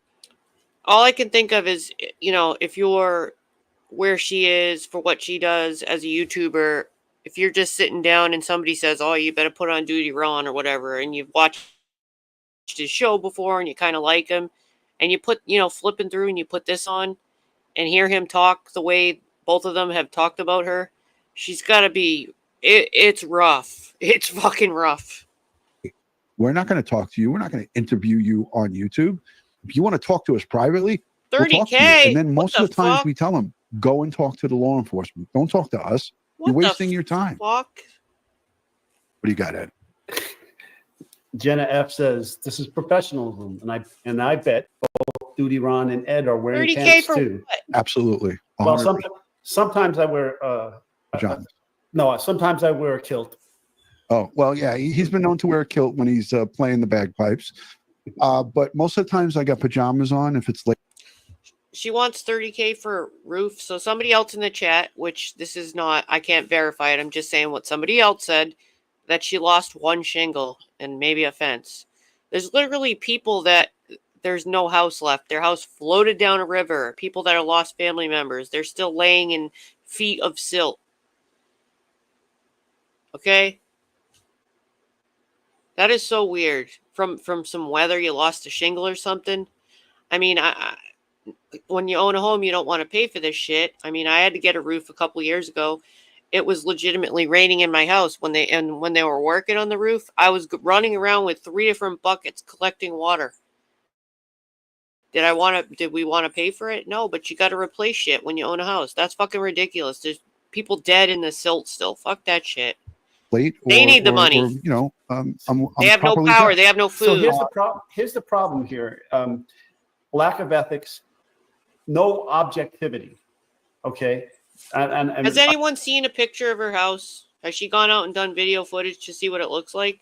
I mean, I would consider that. I would look at all that stuff, but I just feel bad for all the people with children, elderly, can't get their medicine, can't run their machines, people that need oxygen, insulin, can't cook their food, can't see, kids are crying in the dark. There's a lot of things I think of. So when people have a little shingle missing or something, that kind of makes me upset to feel like they get a whole new. It's a sad thing what's going on right now, and that might be covered by her insurance. I don't know. I don't know what kind of insurance she has, but that's very true.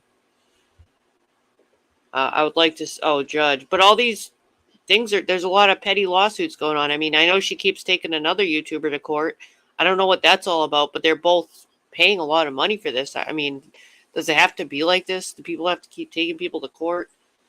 I heard she keeps taking Queen Bee to court. I mean, I don't know how many times or what it's for, but that's costly on all of them. I mean, doesn't that seem like a waste of time, effort, and money? To me, it does, but I don't really know the depths of it, I guess. Just sounds crazy. I hope he understands that. All right. Yes, that's why I've been kind of not around, because I've been really into that SG actually, and it just made me feel some kind of way watching all that. So I've been kind of, once I started watching the weather and following the storm, I've been watching a lot of the aftermath and seeing the devastation. It's made me I've been pretty down about all that and seeing what people are going through. So yeah. Okay. You know, how do you conduct criminal investigations? All right. That's not going to happen. Objective. You have to be able to look at two sides of a coin. You have to understand the nuance of the information that you're getting, and you process this information. I think we have to have insurance here. But the point is, you're not doing any of that. Yeah. You're just being loud. You're being unethical. You're being obnoxious. This is bad. You're causing mayhem, where you're in a situation that you self-appointed. I'm saying, man, again, I can't say this enough. I can't stop thinking about it. Being a YouTuber with what she does, flipping on the channel and seeing these two former big-time detectives with a big-time show with well over 300,000 subs just tearing your ass up and calling you bullshit Betty. This gotta fucking hurt, man. This is rough. You're self-appointed. You injected yourself into this. Okay. Right. Nobody asked you to come. Nobody contracted you to go there and to do these things. You're doing it yourself. All right. You know what your reasons are. I'm not going to tell you what your reasons are, but in addition, you're taking valuable resources away from that community. What a waste of money, though, to deal with your nonsense. This court shit's a waste of money. And I don't see how that is helping solve this situation. Where is this child? You're getting in the way. Right. And that's not your job. Right. So I want to thank you, Ed, for that. Well said. I want to address this comment right here because this person comes around in the chats quite a bit and does pay attention. So kudos to you. So what I did say is, yes, when I retire, I want to go out and go on the road, not to do what bullshit Betty is doing and cause a ruckus. And there's an extreme difference in what I would do if I went out on the road and retired. I'm talking about going with EquiSearch Midwest and searching for the missing, not conducting an investigation. So you, whether you're a male or a female, I don't know what your gender is or who you are, but what I'm going to say to you is that you're listening to you're listening to what I'm saying, but you're processing it and taking it the wrong way. I would never in a million years do what bullshit Betty and some of these other jagaloons do. It's just against everything in my blood. Oh, that's right. She has to pay their legal fees. I have no clue what kind of cost that is, but I can't imagine. I have no clue. I wish I actually kind of had an estimate. It's against I'm kind of everything curious. that I've ever done in my life. Forgot about that. I spent 2 decades of my life putting my life on the line Queen Bee for too. the citizens of New York City.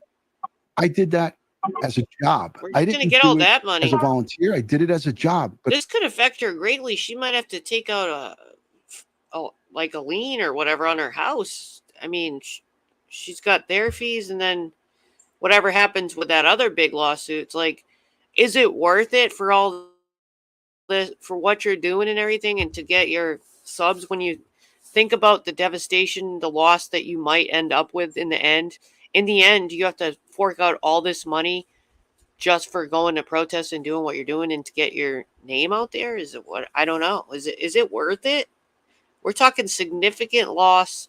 This is going to take years to pay back. And like I'm saying, if she owns a house, she might have to take out a second mortgage. Is it worth it? I think not. But at the end of the day, what my message is that I was going to go out when I retire and plan to go out when I retire. She's going to go into debt. Search for the missing. She could lose her house. Big differences between what I would do and a bullshit Betty would do. So, and you know, as a private investigator, I'm not on this channel to solicit work. Yeah. I've never thrown myself out there. They say, "Hey, you should hire me, and I can help you do this and that." The other thing, lawsuits did and you know, I have seen channels like that. Have seen one person in particular. Does anyone know like how many lawsuits she has? Is it just so she's got the Bowersock? She has to pay all their legal fees individually for each one, I believe, and then the Queen Bee one does she have any other court cases going on right now, or just them? Wow. That's what that channel is all about. Okay. Trying to garner work. All right. Solicit work on the heels of a horrific crime or, you know, things like that. And that's just unethical and disgusting to me. I'd like to see it, Penny Positive. And you know what, Judy Ron? You know what? I hope y'all can hear me, but to that comment that you had just put up there, respectfully, I'm going to say this to that person and anybody else.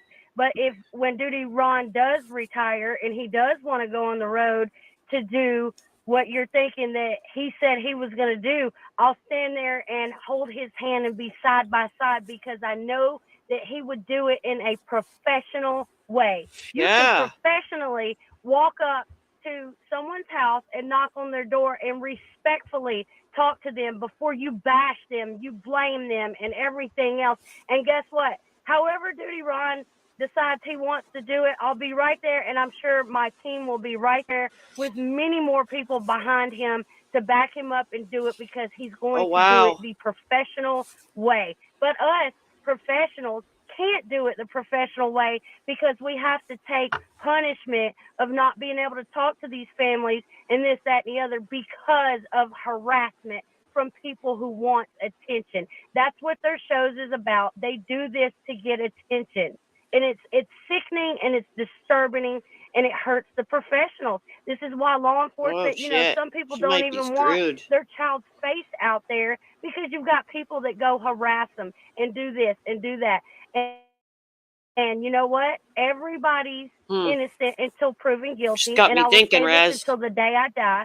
Chris Proudfoot and Katie, every time I have ever just been a little bit left in their home, they've always been very respectful. And I don't blame them for doing what they did, for taking that person to court and fighting for the right. Right is right and wrong is wrong, and it was wrong.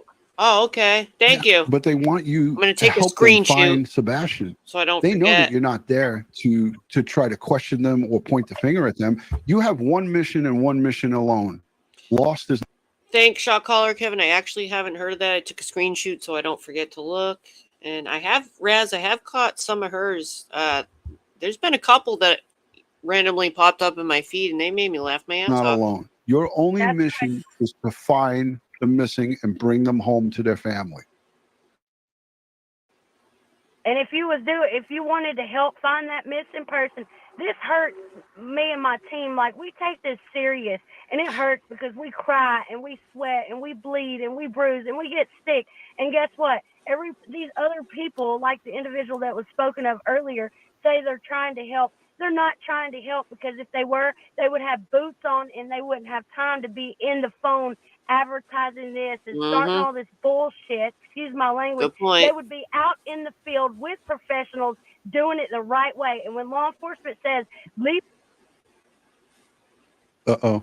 That's a good There's point. that Tennessee Wi-Fi. Boots on the so ground. I will back There's that duty Tennessee run up. Wi-Fi. Yeah, I had to pull over. I was driving and my service does suck, but I had to let y'all know it's wrong, and I'll support anybody that wants to get out there and do the right thing with the professionals. Okay, no distracted driving now, Twyla. Stop that. Okay. Yeah. We want to keep I you. bet she does. She sounds like she does. So she's got like the mic going on in the background. Twyla, we love you. We thank you for being here. We thank you for doing what you do with EquiSearch Midwest. Lost is not alone. You guys do an amazing job. And again, this has been a whole hour and 30 minutes. I got my Mets. They're going to be playing the Los Angeles Dodgers, and they're going to kick their ass tonight. But let's do one more thing here. This is what it's about, folks, right here. Sebastian Wayne Drake Rogers, 15 years young. And here is all of the particulars. This is the Tennessee Bureau of Investigation website. You got the FBI as well, FBI.gov. There's $50,000 now, up to $100,000 reward. Go and check out and look at the pictures. Share the pictures on your social media account. This is what this case is about. Yep. The circus needs to stop, and it needs to stop. Stop the jagaloonism. Immediately. And you know what? I'm hoping that this judge and the law enforcement community serves justice to anybody who does not abide by the laws of this land. The rules and regulations, you got to follow them. It's not rocket science. You need to follow the law, and that's the bottom line. I have you muted, Twyla, because it's repeating. Oh yeah, this part whatever echoes. You're doing, It's we're almost hearing it over, and double, then so we're I gonna have you get. on mute. But It's almost over. Then we're gonna get to Bullhorn's response. Ed, I want to go to you for final thoughts, Which as isn't it that long, pertains I don't to think. this type of behavior with these types of cases. Think before you do. That's the bottom line. Oh, Think that's before true. You do. I And didn't just think of because you that. can do something or say something doesn't mean it's the right thing to do. Okay? And give yourself the shoe on. Has it says, be prepared, Sarah. When you view Betty's property damage, her can was from the front yard to the backyard. The horror! All I saw was an old shed and an old fence that came down. Damn. I'm actually getting kind of scared. So, maybe you know I live on an island right on the coast. So, hurricane season, blizzards season is we've had some bad ones and a lot of power outages and stuff like that. You get pretty nailed there, but most of the houses that are actually on the water here are on big stilts for a reason, for that storm surge. But yeah, I'm kind of frightened with the weather. We're supposed to have like a nasty winter. We're due for one, but we'll see. Put test. If you were on the receiving end of what you're doing, how would you like this? Okay. Think about the resources that you're taking away from the victim, the missing. Okay. And understand that there are consequences to your actions. So I had a mute her again. I unmuted her. I just wanted to see if she fixed it, but there's a doubling and repeating. Twyla, we love you. We thank you for being here. Ed, you're so well spoken, and you have, as do I, many years experience as it pertains to searching for the missing. I've handled arguably thousands of missings while I was on patrol for 6 years. We used to get sometimes 2 and 3 a night, and most of them would be found and returned home, but some wouldn't. And when you have to deal with families of missing, and sometimes these families are not all in one unit, as in this case, where you have Seth as the biological father, you have Katie, who's the mom, and she's remarried or with her significant other. It sometimes makes it difficult, but at the end of the day, it is one goal and one goal only, and that is to find their son, Sebastian Rogers. And that's what this is about. We're in search of the truth, and nobody should get. Rumor has it, yeah. So I don't know what kind of preparation she did, so I couldn't say. But I know here, usually for the blizzards and shit, we take tape and we make a big X on all our windows. We have to tape all our windows and doors. You do the big X with the tape in case the windows get blown out, then the glass doesn't come flying all in your house. You definitely always go through your yard, secure everything. It's time for us to take the gazebo top off. You got to put all that shit away. We have one of those canopy swings, all of it. You got to remove everything. You got to put it all away. Everything can blow around. Everything can be shrapnel and go through doors. You got to prepare. It's true. If you have time to prepare, that is. Not everybody did. Not all those people had time. I'm just saying, like, if she knew it was coming or whatever, yeah, you don't want to leave trash cans out or anything. In the way of that. Amen, brother. Amen. Twyla, I'm going to unmute you and let you have she's a back final again? word. I thought she was done. Twyla? All right, I can't even unmute almost her because over she now. muted herself. It'll probably. We're almost at the response. Maybe Okay, I'll go to it now. you're good, Twyla. Final thoughts before we end this. All right, there she goes. There's her final thoughts. But Twyla's said it well. This hurts them, and it hurts their organization because they're not getting invited back because the police and they're trying to keep order. And with all this craziness going on. Well, once you lose your fence falls over. Like mine has multiple times and had to been fixed. Once stuff starts blowing around. One time I lost, no, actually 2 years in a row, I lost these gazebos. I always used to get like one of those metal gazebo sets.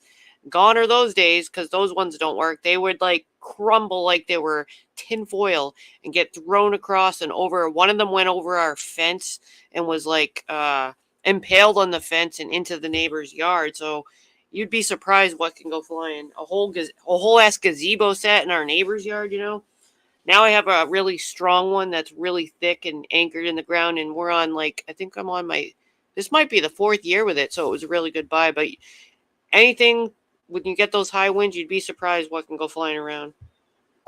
They're not being asked. I They take it won't serious. come unless they're asked by the police. I don't like losing my shit. So that concludes an hour and 30 minutes. I got to go up and watch my Mets beat the Los Angeles Dodgers. I want to thank the replay viewers, the super chatters. Yeah, the Mets are going to beat the Dodgers, Ed. What's so confusing about that? No, I'm hoping for it. I want a Subway Series with the Mets and the Yankees. Yes. No, but I was just reading something in the chat that kind of threw me for a loop here about a talking hamster. Really? A talking hamster? Whatever. We'll get to that comment, and that person will be dealt with accordingly. So it is what it is. Ed, this case attracts a lot of the Jagaloons because these are people, anyone that's sticking up for that type of behavior is part of the Jagaloon club. And the Jagaloon is an Jagaloon club. Go look it up. And there's tons of them out there. We do not partake or subscribe to that. And again, like I said, if you are supporting people who act like this, the case that we highlighted here is Bullhorn, Bullshit Betty. If you support her and you think what she's doing is okay, then definitely we're not for you and you're not for us. And that's as simple as it gets. No need to go any further. No need to leave a comment. Are you telling me she actually said that she doesn't believe in preparing? Not even cleaning up? Or whatever the case may be. This wasn't about Dog the Bounty Hunter and who's doing what and what's doing what. We highlighted what's happening in the Sebastian Rogers case and the circus. And it must end. It has to end now. And how we can help to make it end is don't cheer on people who are doing this. Don't cheer them on. Don't give them more positive reinforcement. Don't get behind them and say, hey, you're doing a great job. We love you. If you do that, then you're part of the problem. And if you're looking at what we're doing here and you don't like it, this is professional criticism, all right? And this is not done to hurt somebody. This is done to educate somebody, to change their ways. Okay, to understand that from our learned experience that what's going on here is not ethical, it's not right, and it has to stop. That's it. And if you don't agree with that, if you don't understand that, then the problem is not the message. The problem is the person not accepting the message. Yeah, exactly. And then that's really the whole problem here is like, if this person or people who do this type of stuff, if they didn't have the people rallying behind them, they would stop doing it. Because if they're not making money from their views and their clicks and all of the super chats and all of the support, they will move on to something. And they'll have to go and get a job and start flipping burgers somewhere or get some type of regular job. Look, I go to work every day. All right. I'm retired from the police department. I did my time. I got my pension. I still chose to be a productive person. Ed goes outside the country and dodges bullets, teaching and going out and teaching forensics throughout the world, throughout the country. This man is a working machine. Nothing stops him. And the reason why we do it is because we want to be a productive person in society. And that's what we're doing.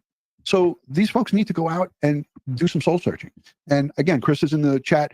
We're not saying that anybody is in the clear on this thing. And what we're saying is it's up to the police and the investigators to figure it out. It's up to us to try to help keep Sebastian Rogers' name and his face out there.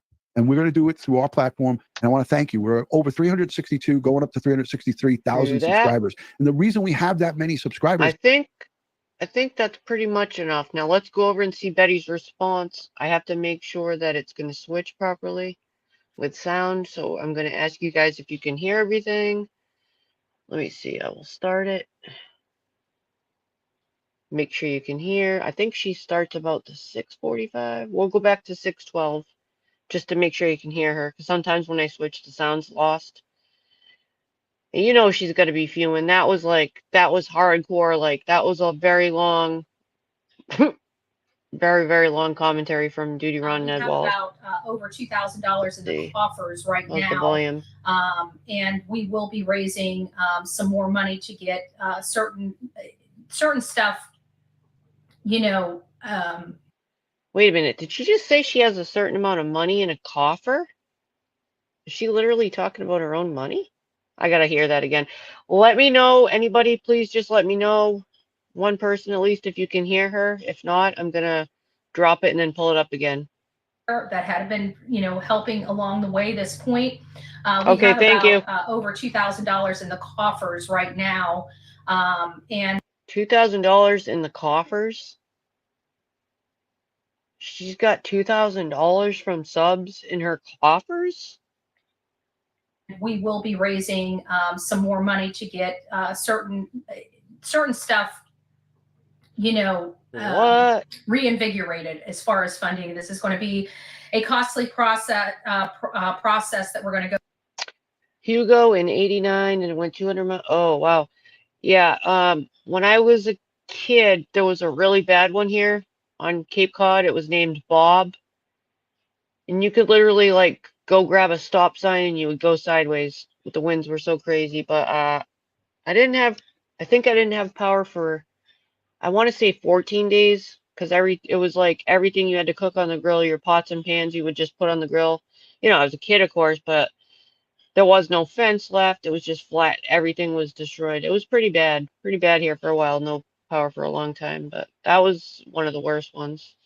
Go through, and it's going to be a lengthy process that we're going to go through. So we're going to try to make it as palatable as absolutely possible until we are successful. Damn. And righted, this wrong. I just feel like that's kind of ballsy. Like, I can't imagine, I mean, I know her channel's a lot bigger and she goes around and does stuff, but and some of us are just mainly here to socialize and stuff. But I just can't imagine just trying to collect and being like, can you guys, I'm trying to fundraise, can you all send me some money? I only got 2,000 but I need 30,000. Like, I can't imagine doing that to anyone. I would be so embarrassed. Oh my Lord, so fucking embarrassed.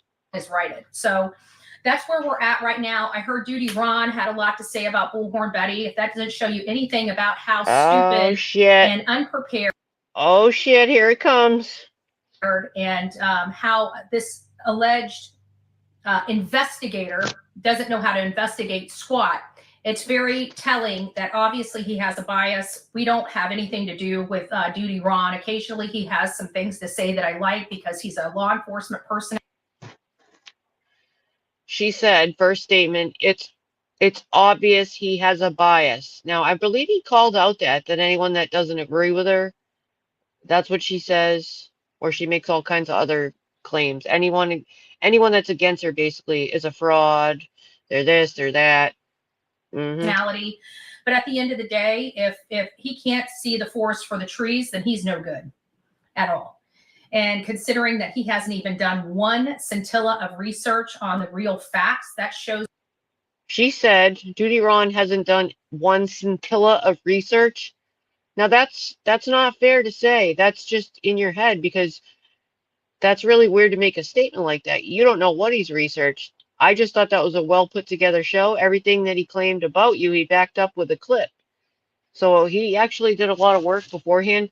You don't really know what research he does. You're just assuming. So I think it would be more of a proper statement to say, I don't know what research he's done, because you don't know. That's more like it. And yeah, the shirt's a little weird. Me, he's not very good at his job. He's not a very good detective, because one thing. He's not very good at his job. He's not a very good detective. How the hell would you know? He was on the force for how long? You can't say you don't know what cases he's worked on. That's a horrible thing to say when he's done that job for that many years, both of them, because you don't know how many cases he's been on, how many things he solved, what work went into it. Again, that's a really presumptuous thing to say just because you're mad at that you don't like what he said. That's not fair and accurate. Detectives are supposed to do is research, and research well.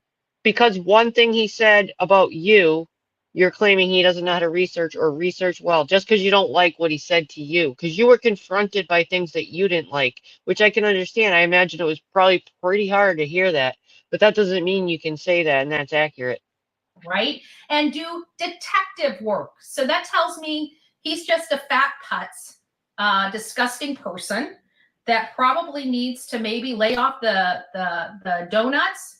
And he's a fat putz that's disgusting and needs to lay off the donuts. Again, you don't know what he eats, and you're not exactly very thin yourself. Maybe start doing some actual research and investigation before he opens his fat lips. It sounds to me like he did a lot of research and investigation on the subject that he just talked about, which was actually you. You just didn't like what he had to say. That's more like it. It sounds like he did a lot of research on you, because I just learned a lot that I didn't know about. That's my opinion, but I guess his buffoonery has gotten the better of him. So his buffoonery's gotten the better of him. Okay, well, your jagaloonism has gotten the better of you. We're going to leave it at that. I think he's a colossal piece of garbage that clearly. And you're bullshit Betty, according to him. So, has shown he doesn't know how to do an investigation. And that's pretty scary if he's this New York detective, right? So I'm going to be. Again, it sounds to me he did a lot of investigation on you. Everything he said, he backed up with clips. What do you have to show that he doesn't know how to investigate? Do you have any clips? Do you have any evidence? Do you have anything prepared to show us that would back up this? I don't think you do. You just have a bag of checks mixed. What the fuck kind of investigation is that? You just called him fat and said to lay off the donut, and here you are hooving down a bag of Chex Mix, you hog. His credentialing, which I've never done before, but I will be starting to look into his credentialing, because if he's going to come after me, buckle up, Buttercup. Buckle up. Are you threatening Duty Ron and Ed Wallace, or just Duty Ron? Did you just say buckle up to him? I think that could be a challenge accepted that you may regret. Don't forget, you have court on November 9th, or is it the 10th? No, November 20th, I believe, actually. Regardless, he has connections, and you don't know who he's going to talk to or send what to. Do you think the judge is going to be happy seeing this? Huh.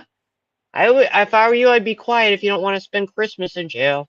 Buttercup, that's all I got to say. Buckle up, Buttercup. Buckle up and hook down some Chex Mix. I'll see him soon. You know, when he goes too far, I'll see him soon, and I'll see him in court. Where we don't have a problem with these yahoos and suing them. So we will be doing that. Are you saying you're going to try to sue Duty Ron? Are you going to ask your chat for some funds? Because I'm not allowed to have an opinion of two people that may have unalived their child, but it's not about an opinion. It's about your behavior. Is he not allowed to have an opinion about you? Because I'm pretty sure he's allowed to. You just don't like it. That's the fact. You don't like to be confronted and you can't handle it. He can have his opinion of me being a psycho, but that's okay. And he doesn't deserve to go to jail, but I do because of my opinion. He's an idiot.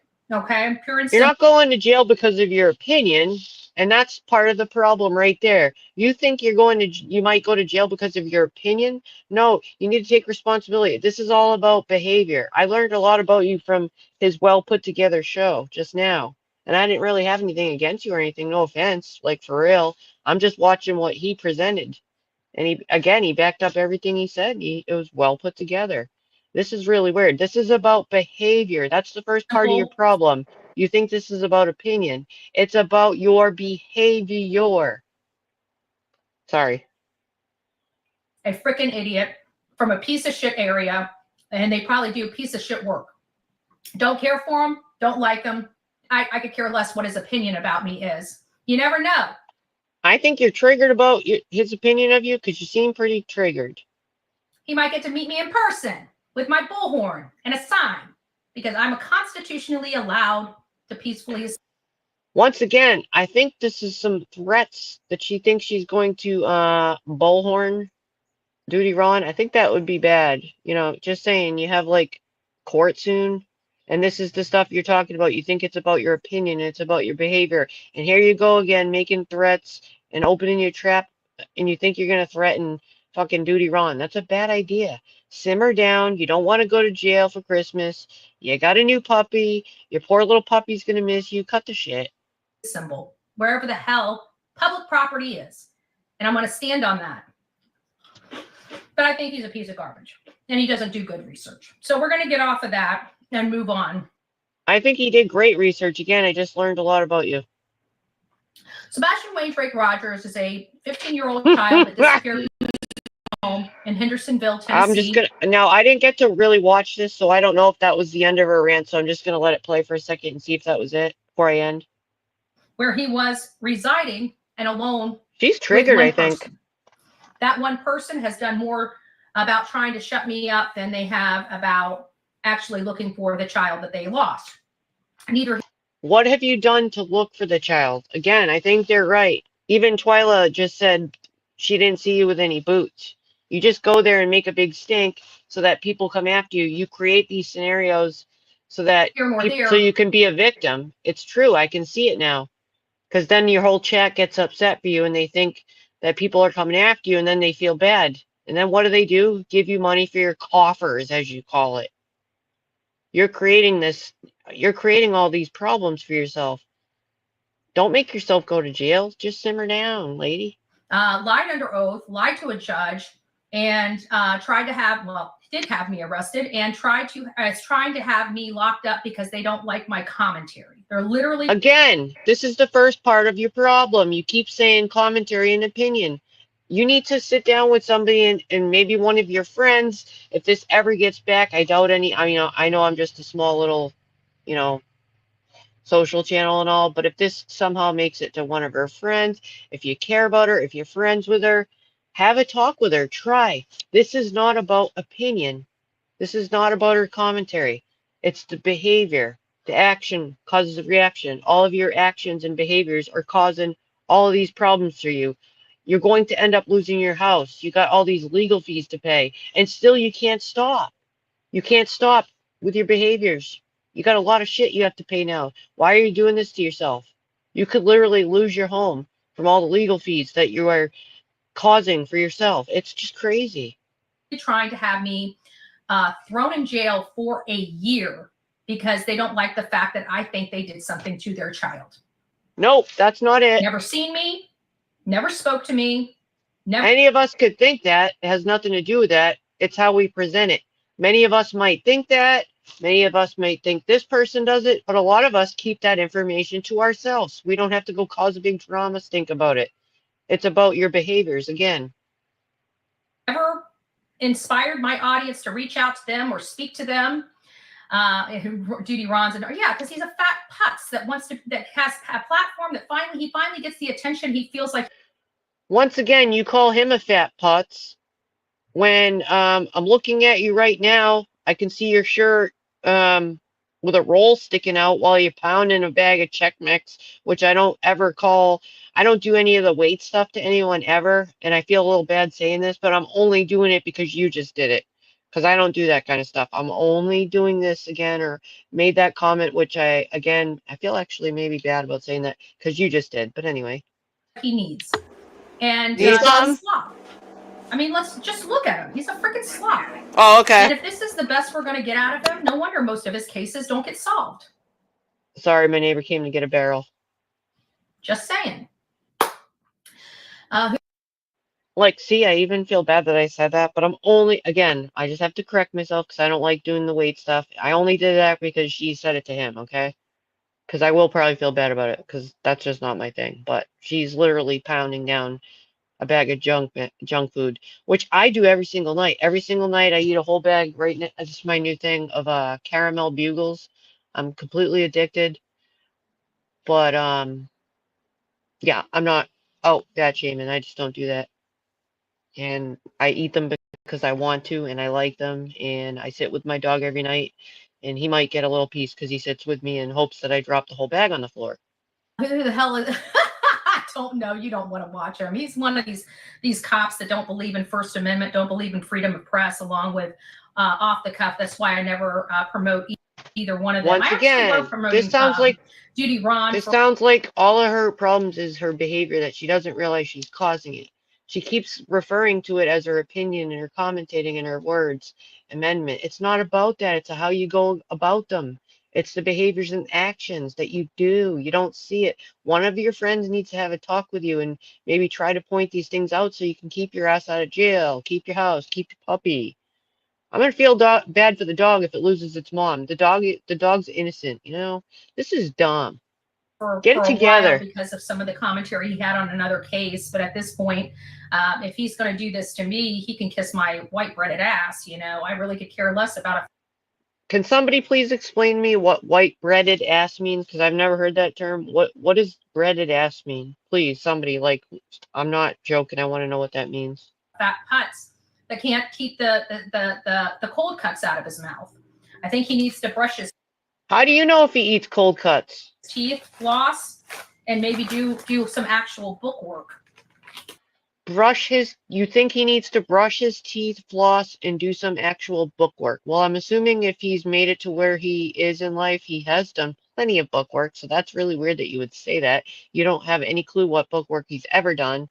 You're telling him he's fat and needs to lay off cold cuts and brush and floss his teeth? Again, you literally got your hand, when I have this on freeze, in the bag of Chex Mix and you're eating. Maybe you need to brush and floss your teeth. That's weird. Lady, you're eating junk food right now while telling someone else to brush their teeth. What the fuck? These people don't believe that we have constitutional rights. You could see it. They have disdain for media. It's your behavior. All media, not just me, all media. That's why Judy Ron's not really on a whole lot of media. Nobody ever reaches out to him from, say, CNN or Court TV. Be right back. News Nation. It's because nobody really cares about his opinion. Everybody knows him, like I have learned about him. He's a putz. He's a putz. So I'm going to keep it at that. When he called me a psycho, that's him telling me I have mental. That's defamation per se. So we'll see what we're going to do with all of his commentary moving forward. But that's not what this is about. This is about Sebastian Wayne Drake Rogers, not even about my yard. It's about advocating for him and demanding that his father, his biological father, the man that loves his son and has been out there fighting every day for his son to be cleared, in a very corrupt county. This county is corrupt. They don't care what happened to this child. I can tell you that they have information. This is what I'll say. This is what I'll say based on the interview on Court TV, as well as the interview, the portion of the interview that I saw on Josh the Lab. They've had information. We've heard about these abuse allegations for quite some time. We are learning that law enforcement has had these. Law enforcement is telling people like me and you in the public that there is no evidence of foul play. And I've been saying that's BS. That's BS, and probably why the county wants to come after me, right? And try to come after me and silence me by jail. Can't have First Amendment rights here in Sumner County, right? They cannot like me, but when I don't like them, they try to throw me in jail. Oh well. Long story short is we heard about these abuse allegations originally from the stepfather on an interview, multiple, but I think it really was kind of the spotlight was shined on it on March 20th when these allegations were questioned on Smiley's World. And then again, it was questioned on Nancy Grace's interview, right? So the initial abuse allegations that we had learned about Just cray. the stepfather's own commentary. I don't know if that's the end of her rant. Let me check. And now we're supposed to not listen or look at him, anything like that. But I have to say, Seth's statement on Court TV that he needs a protective order against these people. You know, I think Diddy Ron was pretty accurate when he said she's her own worst enemy. I mean, because that's what I'm seeing here. She truly believes that it's all about her voice and what she's saying, and she doesn't really seem to see what she's doing and all the problems she's causing for herself. It's really weird.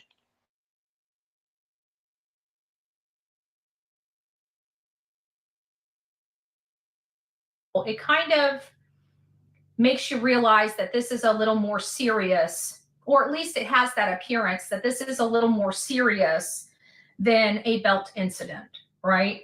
We learned that by the same stepfather, multiple visits to the house. How do we know? Because he slipped up and said, oh, yeah, that's right. You know, this is the same one that we had a conversation with. I knew this person, you know, same type of situation. That might be the end of her rant. What do you think? Remember that kind of, I didn't say that verbatim, but kind of the I can scan it. That we were getting. So it does kind of state that, you know, or make us at least believe that law enforcement appear to have a lot more evidence that would suggest that there is foul play. I think that might be it, everybody. From statements made. I'll just do a little scan in here. With this case. From statements made. I can't believe she said that stuff. You know, protective that Seth had stated that there were multiple or shadow. Does she really just talk about all that stuff? What up, there monkey was ass? No figure or shadow. So the only time we have. Has anyone else here seen this? Because it looks like that might be the end of her rant back to Diddy Ron, but she doesn't seem to get it. It's really bad. It's a bad look. I feel so embarrassed for her. I can't believe all the things she said to him with the fat shaming and the cold cuts and brushing his teeth and all that other wild stuff. That's more, I mean, that's her right to say all that. It's not the other stuff, commentary, that's getting her in trouble, and she just doesn't seem to connect the dots between the behaviors is her issue. It's how she goes about what she's doing. So that's going to keep continuing until I think, unfortunately, something bad happens. And she's only going to view herself as the victim if she can't see what she's doing is wrong, or one of her friends doesn't talk to her or something like that. It's pretty sad. She's going to end up losing a lot of money and everything. And for what? Doesn't seem to understand. But I'm going to just check. I really do think that's probably the end of it. I'll just scan a couple more spots. So this might be the end. He could have left I didn't get to home. watch this. But again, he clearly did not go out that front door, because had he gone out that, it sounds like she's just talking about Sebastian now. Public. Probably because they politics. Let me see. We all know that there was a swamp. This swamp doesn't tell you how powerful those. Doesn't tell you how powerful those winds are. And that was miles away from the eye, miles. The talking about a damage roof. to my county is extensive. I mean, it's bad. Where does she? Does anyone know where she's from? The phone. You know, not an hour video. That's why I haven't been on TikTok, because I always download those videos. Does she live in Florida? Does anyone know if she? I'm just wondering where, if she claims to have been in the storm. I think that's what I just want to hear, the storm part, because some of you were saying that she needs a new like 30 grand or something. To put them on here, but it would literally take me 3 days right now to upload even a 30-minute video would probably take me all day to upload to this to YouTube. I mean, it's the internet situation here is bad. The gas situation here is bad. So now I'm wondering, was she in the path of the storm? Okay, I don't know what her house looks like, and if she was close to the shore. The damage to my county is extensive. I mean, it's bad. The airport lost part of its roof. Tropicana Fields, which is further north. Like, this happened down south. This happened in my backyard, and Tropicana Fields lost their roof. If that doesn't tell you how powerful those winds are. Second one. And that was miles away from the eye. I haven't seen anything on the news about Manatee. Miles. The eye was in my backyard. They're not in my backyard. They're, 45 minutes away from my home. Siesta Key is only like a 20-minute drive down the road. Tropicana Fields, on the other hand, is 45 minutes away from my home, and their whole freaking roof ripped off. The high winds and the height. We have extensive, and I'm talking extensive damages. Some of these mobile homes, we know that there were people that lost their life because they're too poor. They didn't have no means to get anywhere. And some of these mobile homes were leveled. I do remember statements being made on the news, if you're in a mobile home, you will not make it. Like, they literally said that. And Uber was giving rides to shelters if you didn't have any way to get to shelters. Free rides. They had a coupon code for like $30 or whatever. I mean, there were ways, but I mean, not maybe that everyone heard it, but some people are set in their ways, elderly. Some didn't want to leave. Some people are stubborn, wanted to wait it out, but it's very dangerous to be in a mobile home for sure when there's a storm like that coming. Some of these buildings were leveled. It's. But I don't know how far away she is from the actual shoreline, because a lot of the damage was close to the shore. We didn't have the huge storm surge, the 15-foot storm surge that we should have had. And that was because, from my understanding, it had something to do with the storm splitting. And so there was nothing really on the back side of that, I mean, we did have some water, don't get me wrong. There was a storm surge, but not to the extent that we were anticipating it to be. So we'll see. Anyways, guys, you guys take care. I love you, and God bless.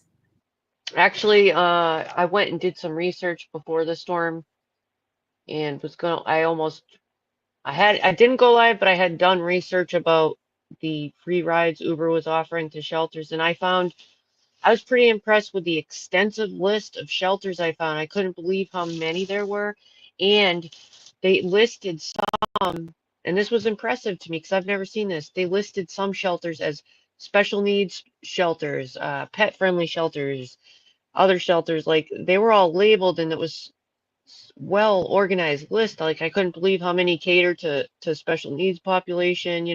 There's probably a lot of group homes.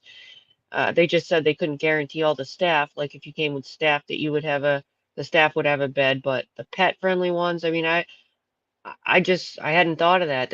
Lots of us have pets and everything, and there were so many there available to cater to everybody, and I found that impressive. There was loads of them. She has no water? Oh, that was it. Wow. My alarm. Okay, I gotta switch mics because my alarm went off. And that knocks me off my mic. Let me see. I think that was the end of that one. My goodness. Whew. So you've actually seen pictures? I guess I'd have to see it. It's just when hear some people say she lost a shingle or something, and to ask for that, I mean, I've been just lost in the land of what's happened and the devastation. I've been pretty, upset for people. It's made me pretty sad for people, what I've been witnessing. So, I mean, yeah, it's pretty sad. Pretty damn sad. Yeah, I mean, absolutely. And buried in the silt, feet of silt, houses, people separated on their roofs, ripped off their roofs, children swept away. It's really, yeah, it impacted me a lot. I've been watching a lot of it. And not around because I've been stuck in that and all that stuff, buried in all that, just watching it. Can't believe the devastation. And if you're asking for that and to see what I've seen, I mean, no, just no. Whole community's gone, wiped out. Yep. It's been pretty bad. I don't even know what to say. I have no words. You guys, some of you said a trash can blew over in a shingle. Either way, there's people with nothing that won't ever be able to build back. There was this one couple I met.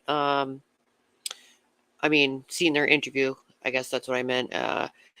They were 4 months away from paying off their mortgage forever and just to enjoy retirement. That one, imagine that, and then nothing it's gone. That was just one story. I've just seen so many. A 7-year-old boy with his mom and grandparents on a roof. The grandparents were taken in the river, both of them, and the 7-year-old boy swept away down the shore while he called out to Jesus. Gone, passed away. I mean, shit like this been affecting me. That's what I've been watching. I mean, it's fucking insane. So yeah, there's people with nothing forever, and it's just really sad. And it makes me sad if somebody would ask for that when these people are losing so much and still are.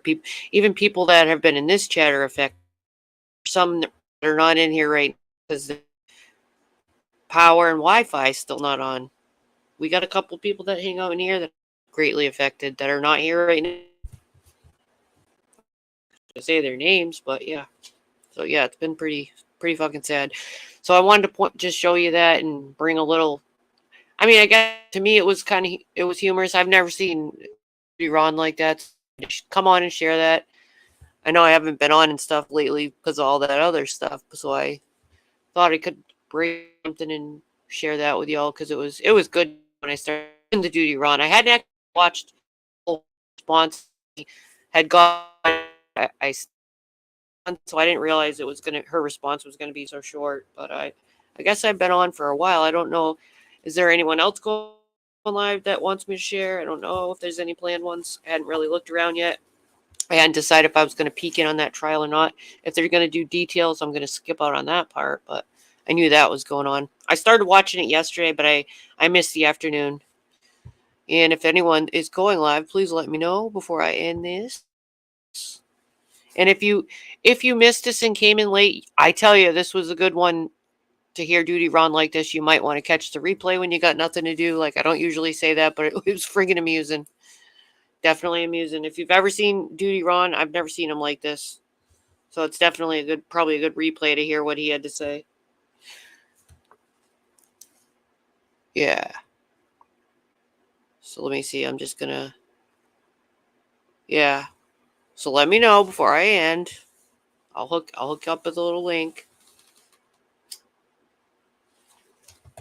Hell, what's coming on? Do we have a Mammoth? Do we have Katie? Anyone? Yeah, I would like to see that, monkey ass. If not, I'll hit the music. Y'all can chat a minute. I thank y'all for coming. But yeah, definitely catch the replay. This was very friggin' interesting. Appreciate y'all hanging out. I haven't done a live in a while. I'm completely out of the algorithm, I know, because I've been lost in the storm stuff and the watching that kind of stuff going on. Don't see any lives? Well, thanks for looking. I've been in the Diddy stuff too. I almost was going to share that. That's been everywhere. I think I mentioned that earlier. There was 6 new lawsuits filed yesterday. 6, and they were pretty bad. If I get my hands on the article, I might read that sometime. I don't know. They're pretty graphic. I was listening on the beach last night. They're so graphic. The new filings. I'm like, this dude is legit a demon on earth. It sounds like he literally essayed somebody every day and didn't give no shit about human life. Really nasty shit, man. Well, thanks, Raz. I appreciate you saying that. I do. I do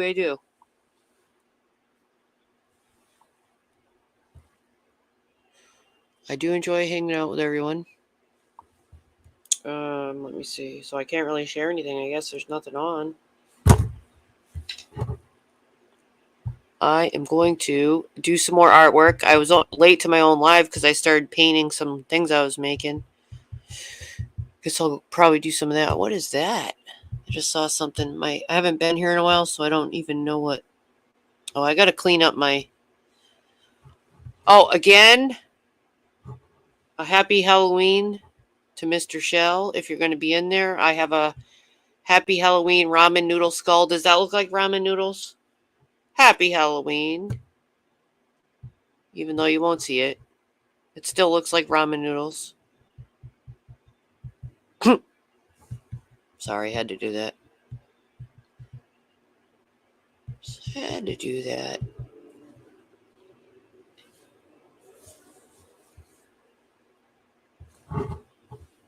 Thank you. Oh, gotta tend to my 3. You have 3-day-old pups?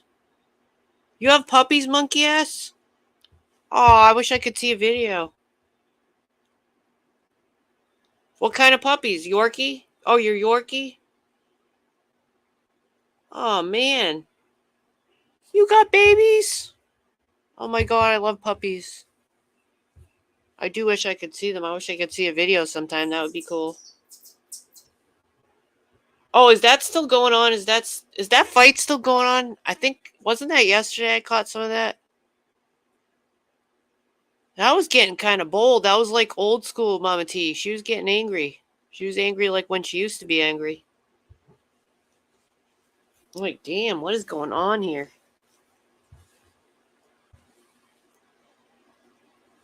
She's making some wild accusations too. I don't know about any of that stuff, but what's going on with that? I wonder if she'll go live with that. I don't know. Oh, Yorkie and Chihuahua. So let me think what that would look like. It's a Yorkie and a Chihuahua. So they had puppies. Oh my goodness.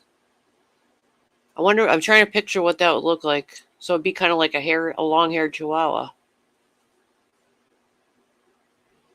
Is that like a breed that can? Is that like a usual thing? Oh wow. They must be so cute. They must be so tiny. So tiny and cute. They're so cute when they're little. They don't even, with their eyes closed and everything. They must be tiny. Tiny as hell. Like a bunny. Like a baby bunny. It actually is made out of wicker, but somebody sent it to me and said, could we pretend it's ramen noodles? So I said, yeah, that kind of looks like ramen noodles. It is wicker, though. I'm pretending it's ramen noodles because that shit's currency in the slammer, Ramen noodles is money there. Oh, man, they must be so cute. Yeah, I'd like to see a picture sometime. Or maybe a video. Maybe you could send a video in Discord or something just so I could see how cute and little they are. That would be cool. I freaking love dogs. I'm obsessed with my dog. We hang out and chat every night when everyone's sleeping while I'm eating my caramel bugles and he's like intensely really studying me, hoping that I drop everything on the floor. But yeah, this was just, again, I can't even say how insane this shit was. Like, I can't believe she got called out by Duty Ron, and he's got, like I said, over 300,000 subs. That shit was nuts. Friggin' nuts. All right, let me find my little thing here so I can... Well, I guess I'm going to end, go drink some coffee, and do something productive. Laundry and some more painting and shit. I got shit to make. I got to finish some things I'm working on. I've actually been doing a lot of projects, so I'm going to get back to that. Let's see. Yeah, oh yeah, I might end up in that I might end up watching some of that stuff, some more of those episodes. I got some shit to catch up on. The Diddy stuff, again, is wild. I can't believe what a demon on earth he is. Freaking insane. Wow. Oh, my Lord. Oh, my Lord. Monkey ass. God. I'm gonna go again, catch the replay for a good laugh. It's fucking crazy, and I'm gonna see you guys later. Thank you for coming. I'm gonna hit the music. Y'all can chat for a minute. Thank you. Have a good day. I'll probably see you somewhere.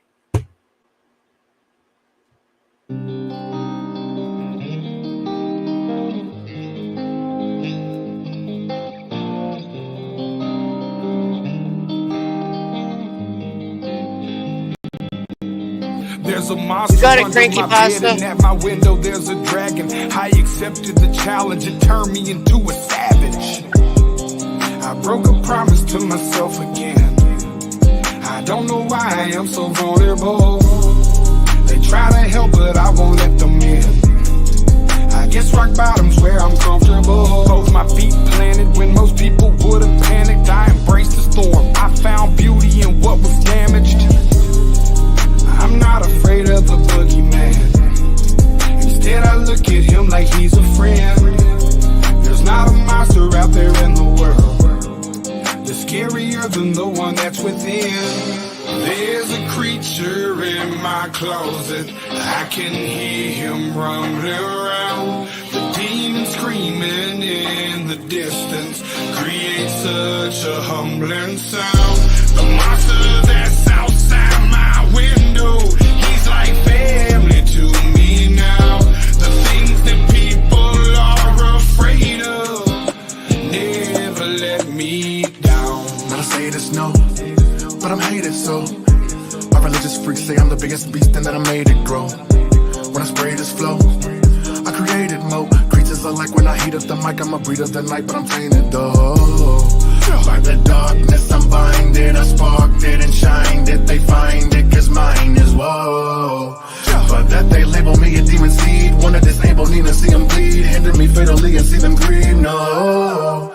You would not believe the creature inside me. If you deceive, Khalifa's lively. We disagree when people defy me or try to take his. Whatever the fuckery toward them, you don't wanna wake this. You forsake his, what is sacred, then it's over no matter what your faith is. I'm a creature. There's a creature in my closet. I can hear him rumbling around. The demon screaming in the distance creates such a humbling sound. The monster that's outside my window, he's like family to me now. The things that people are afraid of never let me down. I managed to get myself in trouble, all of this pain. Yeah, I'm damn in the double dose of liquor's always to blame. If I could keep myself sober, I keep my hands to myself. I take a shot and it's over, that's how I end up in hell. I hope I don't pass it down to my offspring. They get everything from their daddy, feel like I'm addicted to all things. There's no reason to change, gone too far now. And I'm stuck in my ways, back at the bar now. They say I'm a virgin, they right, I ain't perfect, alright.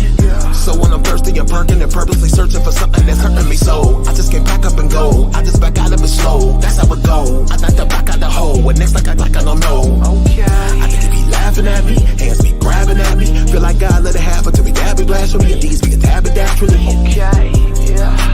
I think I better let it go. Either that or I gotta let it know. And I can't do that. There's a creature in my closet. I can hear him rumbling around. The demon screaming in the distance creates such a humbling sound.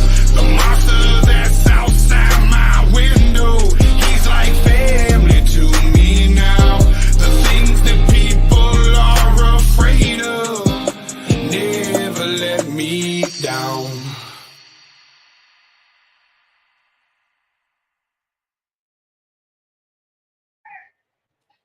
Thanks again. I'll see you all around the YouTube lands. Have a good day. It's a very relatable song. Bye.